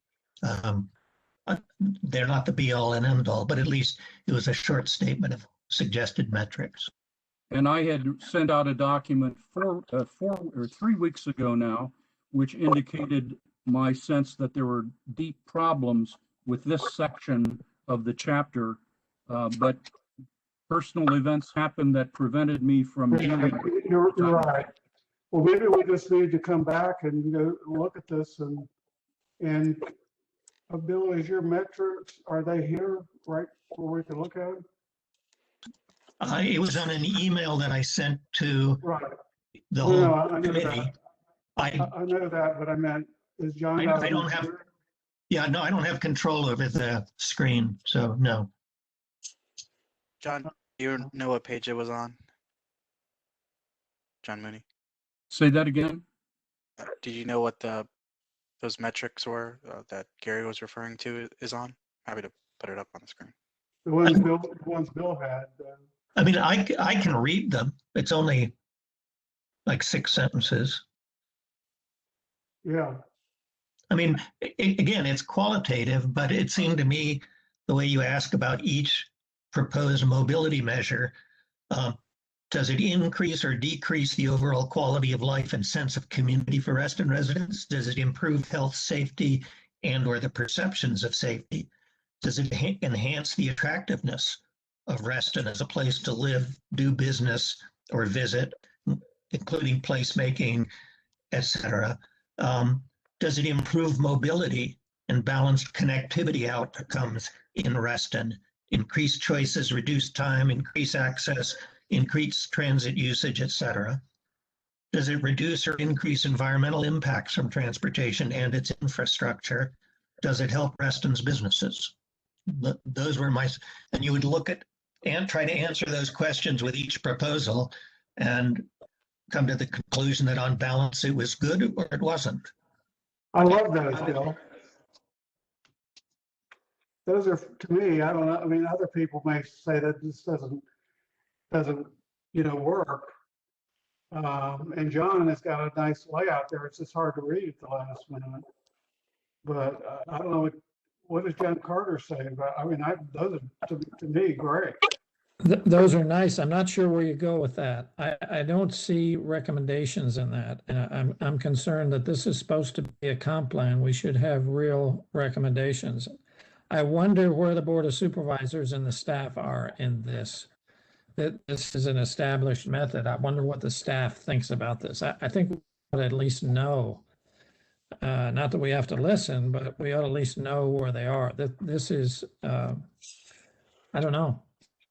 The trouble with it, I don't see recommendations in it, in a lot of it. These are statements and not recommendations. So this is the transportation demand management section. So what are we doing to create that? Are we getting rid of LOS or proposing it? Sounds like we're getting rid of it, but not really. We're proposing a different metric. So let's just explain that metric. And it's a little bit above me to be able to put this together. So I'm not sure how to do this. And I guess, sorry, I just didn't read this ahead of time. I guess I didn't catch it. Well, if I can make a suggestion, it seems to me that what we need to do is either schedule an extra meeting to try to live up to the estimated time that we would deliver this to the main committee, or we ask for forgiveness and extend the deadline for what we need to read and work on what Bill wrote 3 weeks ago, and we need to work on what John wrote this morning, and we just have to suck it up and have another meeting. Would it be okay to go until 10 o'clock tonight? I don't think that would be sufficient. I can't do that. No, I'm that sorry. time was passed already. But what about, I will go back to Burton's suggestion, and there's been a lot of discussion here. What if John Carter, if he has time, I don't know if John's pretty tied up, but what if John and Bill, put this together a little bit, and then we have a short discussion sometime, and just get through this and hand it over to Jennifer she could do all the rest of it. And because we've kind of been through the rest, what do you think of that? Why doesn't John and Bill meet with staff and put it together? I'm not sure how intelligent I'm going to be on transportation demand management. I just it's not my thing. And I'm willing to do it. And pick a staff person and let the four people go off and draw it up, so we don't have to, spend a lot of time. Look at some comments like mine were, I guess, similar to Bill's. Let's put this in some words and get rid of LOS. So what do I you think that's the heavy John? lift. We are getting rid of LOS, and it's okay. Yeah. Other plans don't do that. And the Board of Supervisors sets this separately anyway, outside of comp plans. For John, how about you and this is going to be you talking, but how about you and the other John and Bill and a staff person go draft this up, and maybe if you present it, we don't have a lot of need. I think David says we definitely need another meeting. David, would you think if they did a real good job, we might not need another one? That would be the hope. Yeah, That's why we should put me out of it. Okay, I'm willing to do it. Bill Penniman, are you willing to do it? Yes. John Carter, are you willing? I'd rather not do that. We're getting too many people. Just Okay. add a transportation person and be done with it. What about Mike- those RA transportation people? Are they any help? You mean NTAC? Didn't you have some transportation people that are outside the task force? Would they be helpful? I can ask Scott or Nigel. Mhm. Scott, would you be willing to help? You got a lot on your plate right now.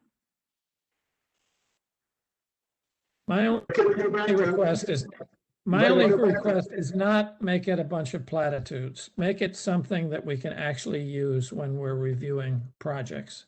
Okay. It And- needs to be real John- recommendations. John King or Mike Garcia, would one of you work with Bill and me?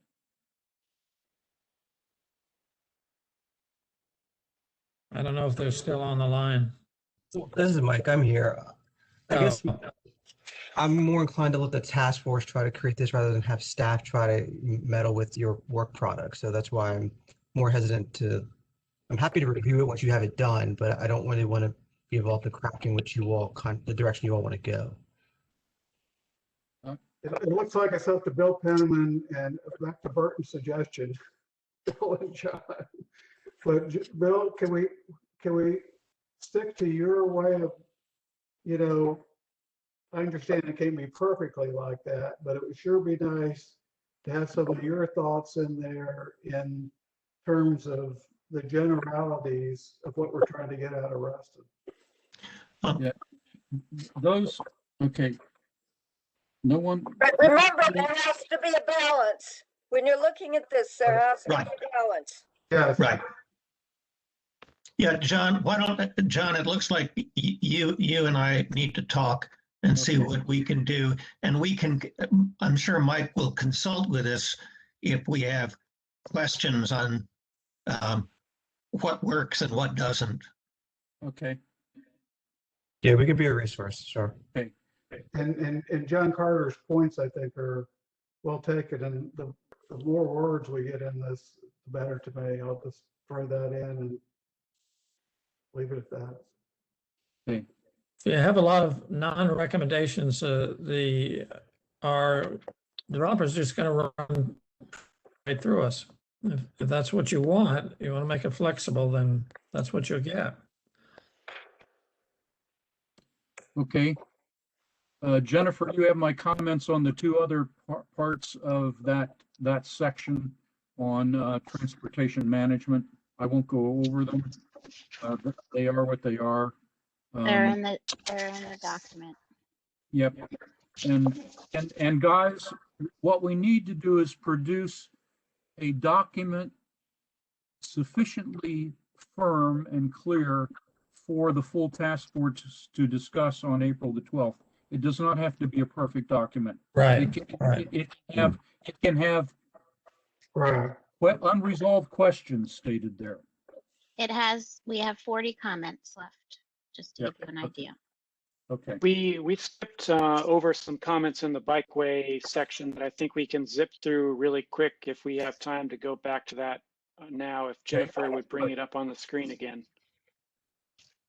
Are there, say, John, are there any other, I mean, I would say this is a pretty big deal, that this whole transportation management and the way to handle this. Are there any other ones that are up at that level that we should talk about? Not for me. Okay. Not that I've seen. Does anybody else have something that's rises to this level? No. And then my last thing on TDM is this also applies to the PRC area, folks. This is not, and probably in some ways more so to the PRC area, because that's where the development is going to go. Not in the TSA quite so much, because we have so much approved. So make sure when we write this that it's in the PRC as well as the transit station areas. It's hinted, John, but it's not very clear. It's hinted, Yeah. It's not clear. What about having Gary be on your work with you, since he had so many comments last time? You could discuss those right there and then. I saw. Gary. I'll be glad to talk to the two of you. Oh, maybe, yeah, Gary. Have Gary sit on with you, because he had so many comments last time. I'm open to that. I'll be glad to talk to the two of you. Say that again, Gary. I said I'll be glad to talk to the two of you. But okay. Okay. That would be good. You want to go back to bikeways and Right here. Do you guys see it? Because it says I'm sharing. Yeah. Okay. Yes, we can see it, Jennifer. Yeah, so Jennifer, I think where that bicycle is highlighted, that's just a duplicate word that can be deleted, and then you can remove the comment. Okay.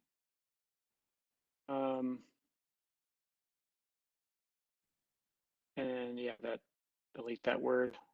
Then the next comment there, I just explained an edit that I made. You accepted the edit, so I don't think the comment needs to remain.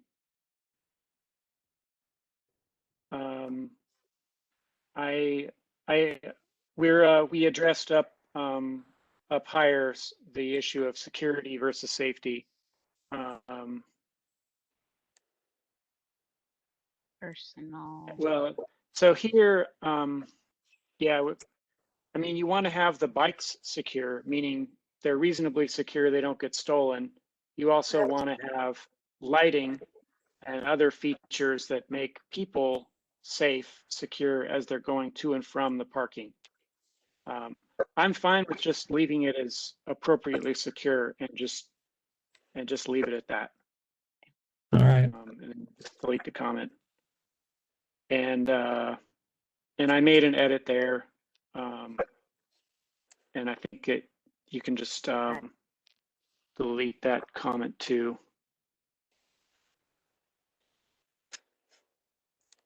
Yeah, so here, I would rather use the correct specific term instead of the generic term of bikeway. So if it's a bikeway that's separate from the sidewalk, then that is, I think, a cycle track. And FCDOT staff can correct me if I'm wrong about that.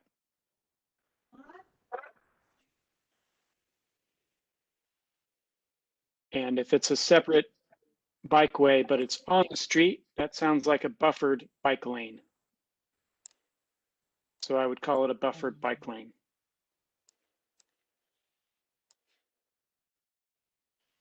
And Burton, Did you see the point I had in there? Yeah, you've already commented on it. Never mind. Yeah, I do. I 100% agree with your comments, Gary, that on those Reston Town Center streets that are specifically named, it doesn't, it's not necessary to add a bike lane or any type of bike specific facility onto the street or onto the sidewalk. So Why So wouldn't you I do the would same remove- thing? Why wouldn't that just be the remove- same for Reston Station Boulevard? The character of the road is different. I mean, in Reston Town Center, the roads are a little flatter. The speeds are a little lower. I don't know how the speed limits differ, but certainly the speed of traffic in Reston Town Center is more moderate than it is along Reston Station Boulevard. So if Reston Station Boulevard ends up having the character of a local complete street, then Well, that's the perhaps an idea. on-street bikeway would no longer be necessary. But as it is now, it's it's a road that goes by a parking structure in a parking lot, and it has the characteristic of cars traveling fast, and it's got a hill, and it needs at least a climbing lane much more than any of the streets in Reston Town Center do. Does that answer your question? I guess I'm not sure what you want Reston Station Boulevard to be. Okay, well, I would I assume think that's that supposed to be just like Reston the other Station streets. Boulevard, at least, I think it at least needs at this point a climbing lane on the south side of the road. So to minimize conflicts between cyclists and drivers when the cyclists are traveling at lower speeds. And But the trouble is this goes all the way through the JBG project and all the way down that way. It's a long street. Yeah, I see. So yeah, I haven't experienced that, and I haven't looked at, I haven't like envisioned what the grading of that would be. So I'm not This sure. goes what to say Plaza about America and the it goes all the way entirety of- down. Yeah. Yeah. I mean, if it ends up having the characteristic of a local street like Reston Town Center, then long term, maybe it doesn't need any sort of on-street bike specific infrastructure, and it can, and it'll function fine. But just judging how the Reston Station Boulevard is now, it's not a great experience. Yeah, that's for sure. But where it is now is only a very, very small portion of what it will be in the future. Right. It's only 2 blocks. So I wouldn't put the buffered bike lane in there. Also, Mark Malcolm, I refer back to the policy portion of the comprehensive plan on Yeah. transportation.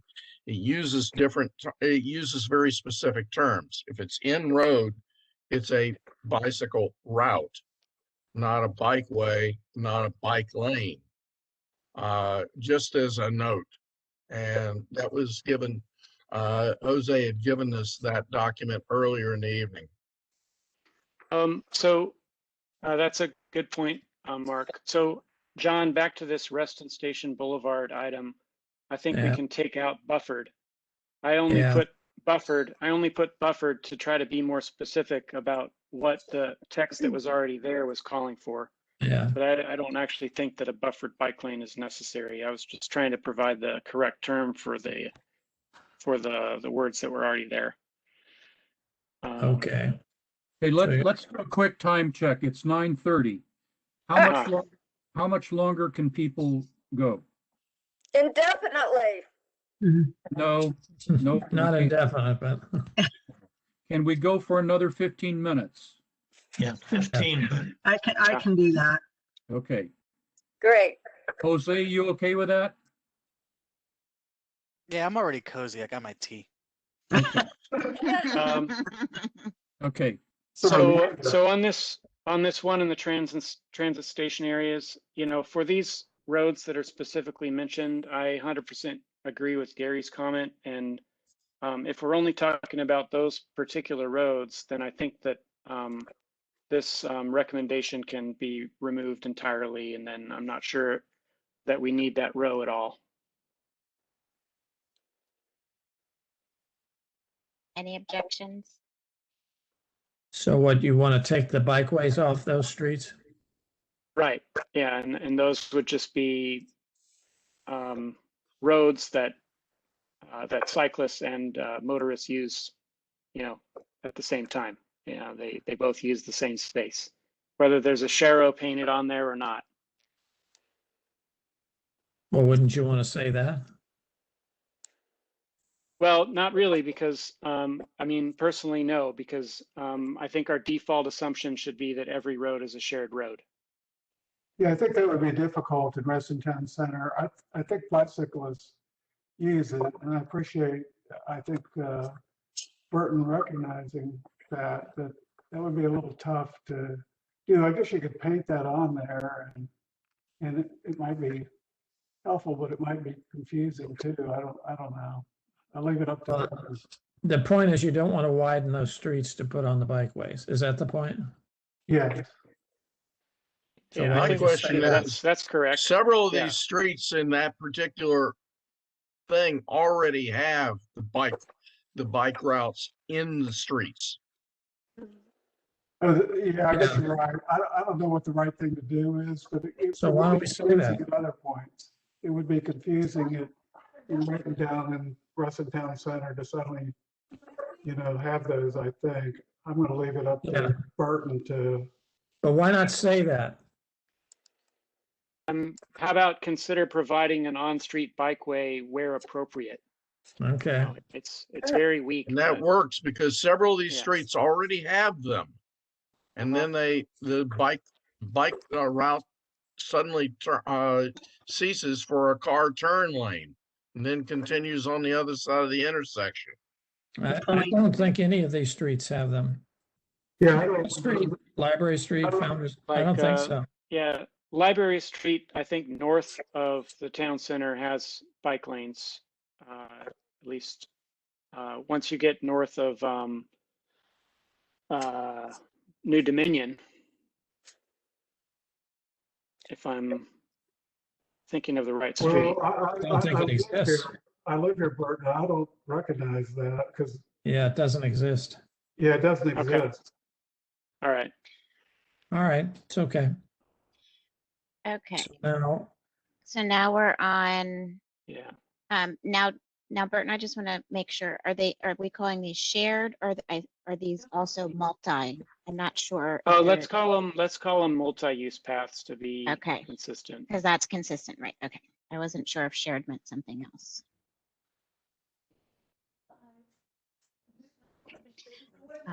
Sorry, guys. Okay. These are delete. not on Wheelie Avenue, I don't think. Don't you want that off street? Oh, shared off street. Yeah. Okay. Yeah, all right.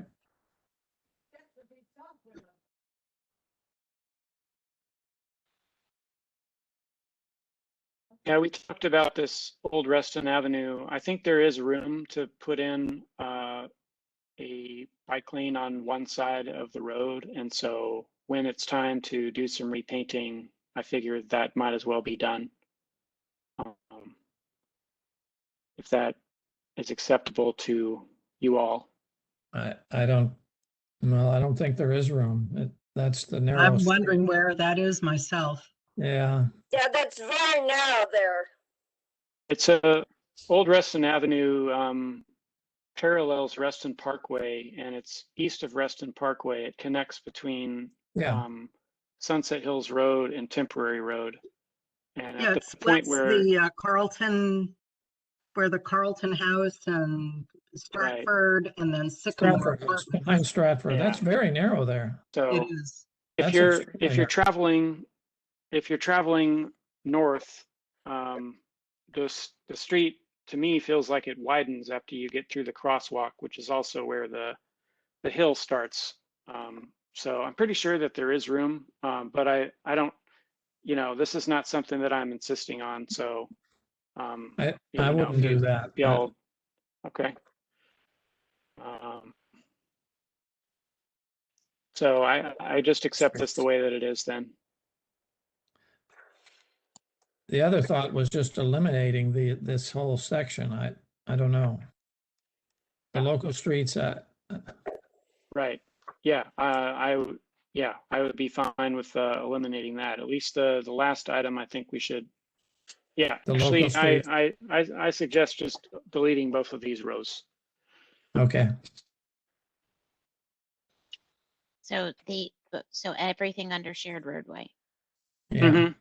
Yeah, since I mean, all roadways are presumed to be shared unless Right. they're. Yeah, that was your original point. I think Yeah. that's a good one. this is Bill. There is one line in there about whether it's possible to improve the visibility of oncoming traffic from the north toward the WNOD.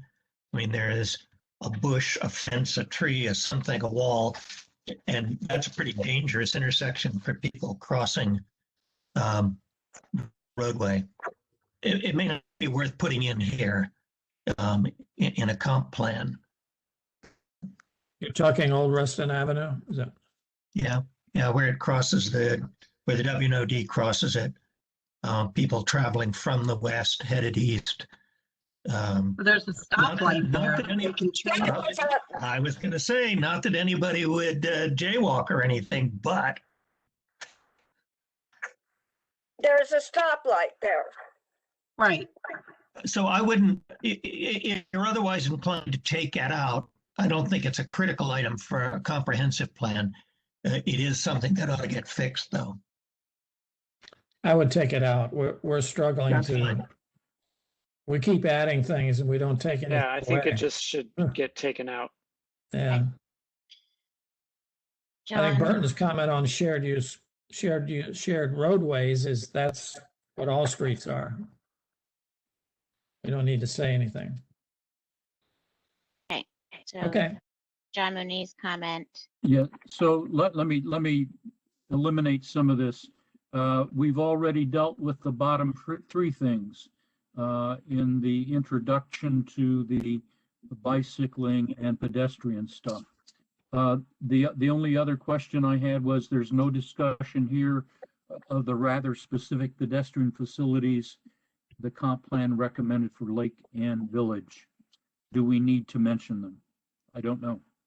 Why don't we leave a placeholder here because we've got the land use plan coming up. It may be that they can be covered in the land use plan, but leave it here and just in case we don't want to do that. Okay. As a placeholder. Gotcha.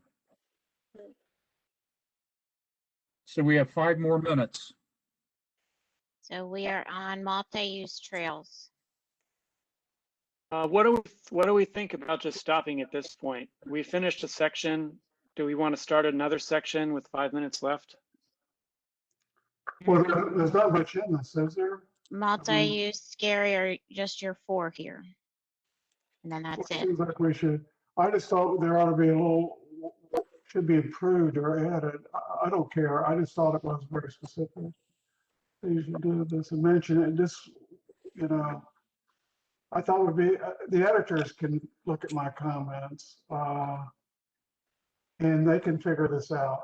I don't have any problem with, you know, Jennifer and John looking at all those 4 comments. What's this section? I've This is trails. We're in trails. Multi-use. Oh, trails, the trail. So this is the PRC area. Yes, and you'll just see, John and Jennifer, that I'm just asking if a few words don't need to be added here and there that would take care of this.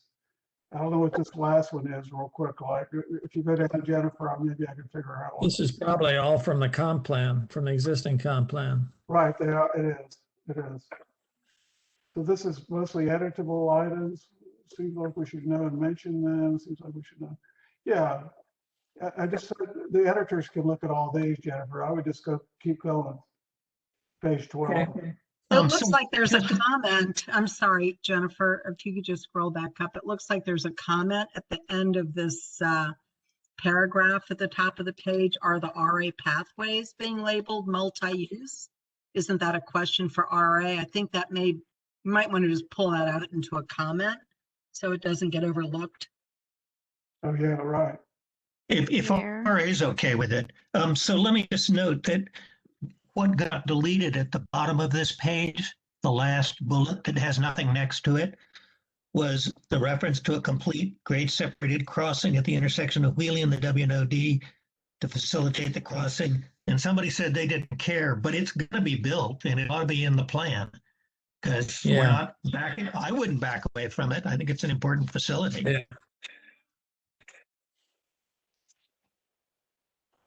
So the editors have got Bill's comment too. Let's keep going.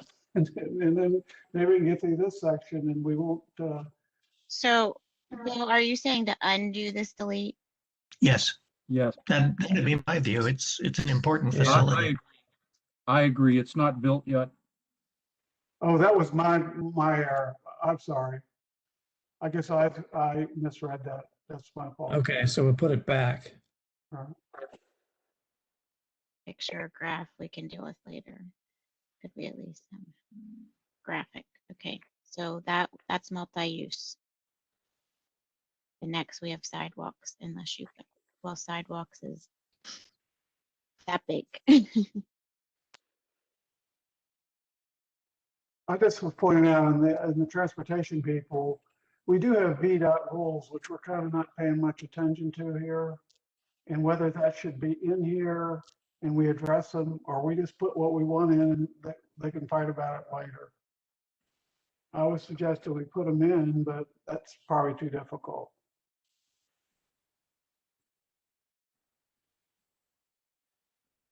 And back to this conversation I was had before this meeting starts, the newest sidewalk standards need to be put in here, I think.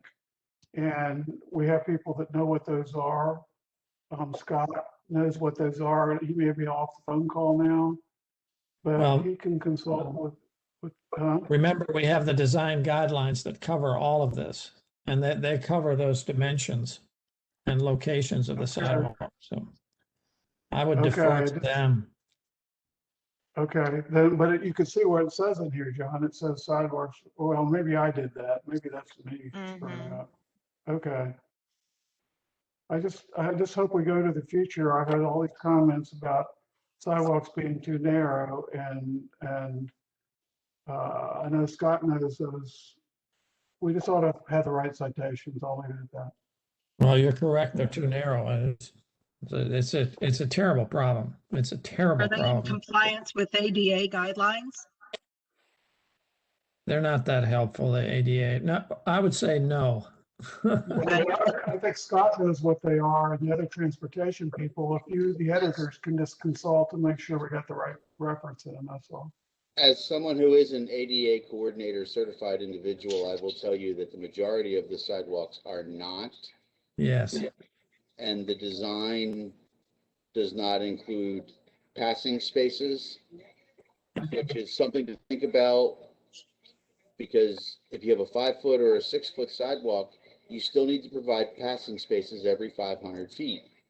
Right. So these are things that, with all due respect, Commissioner Carter, the ADA guidelines are very helpful. They are standard, and I would anticipate within the next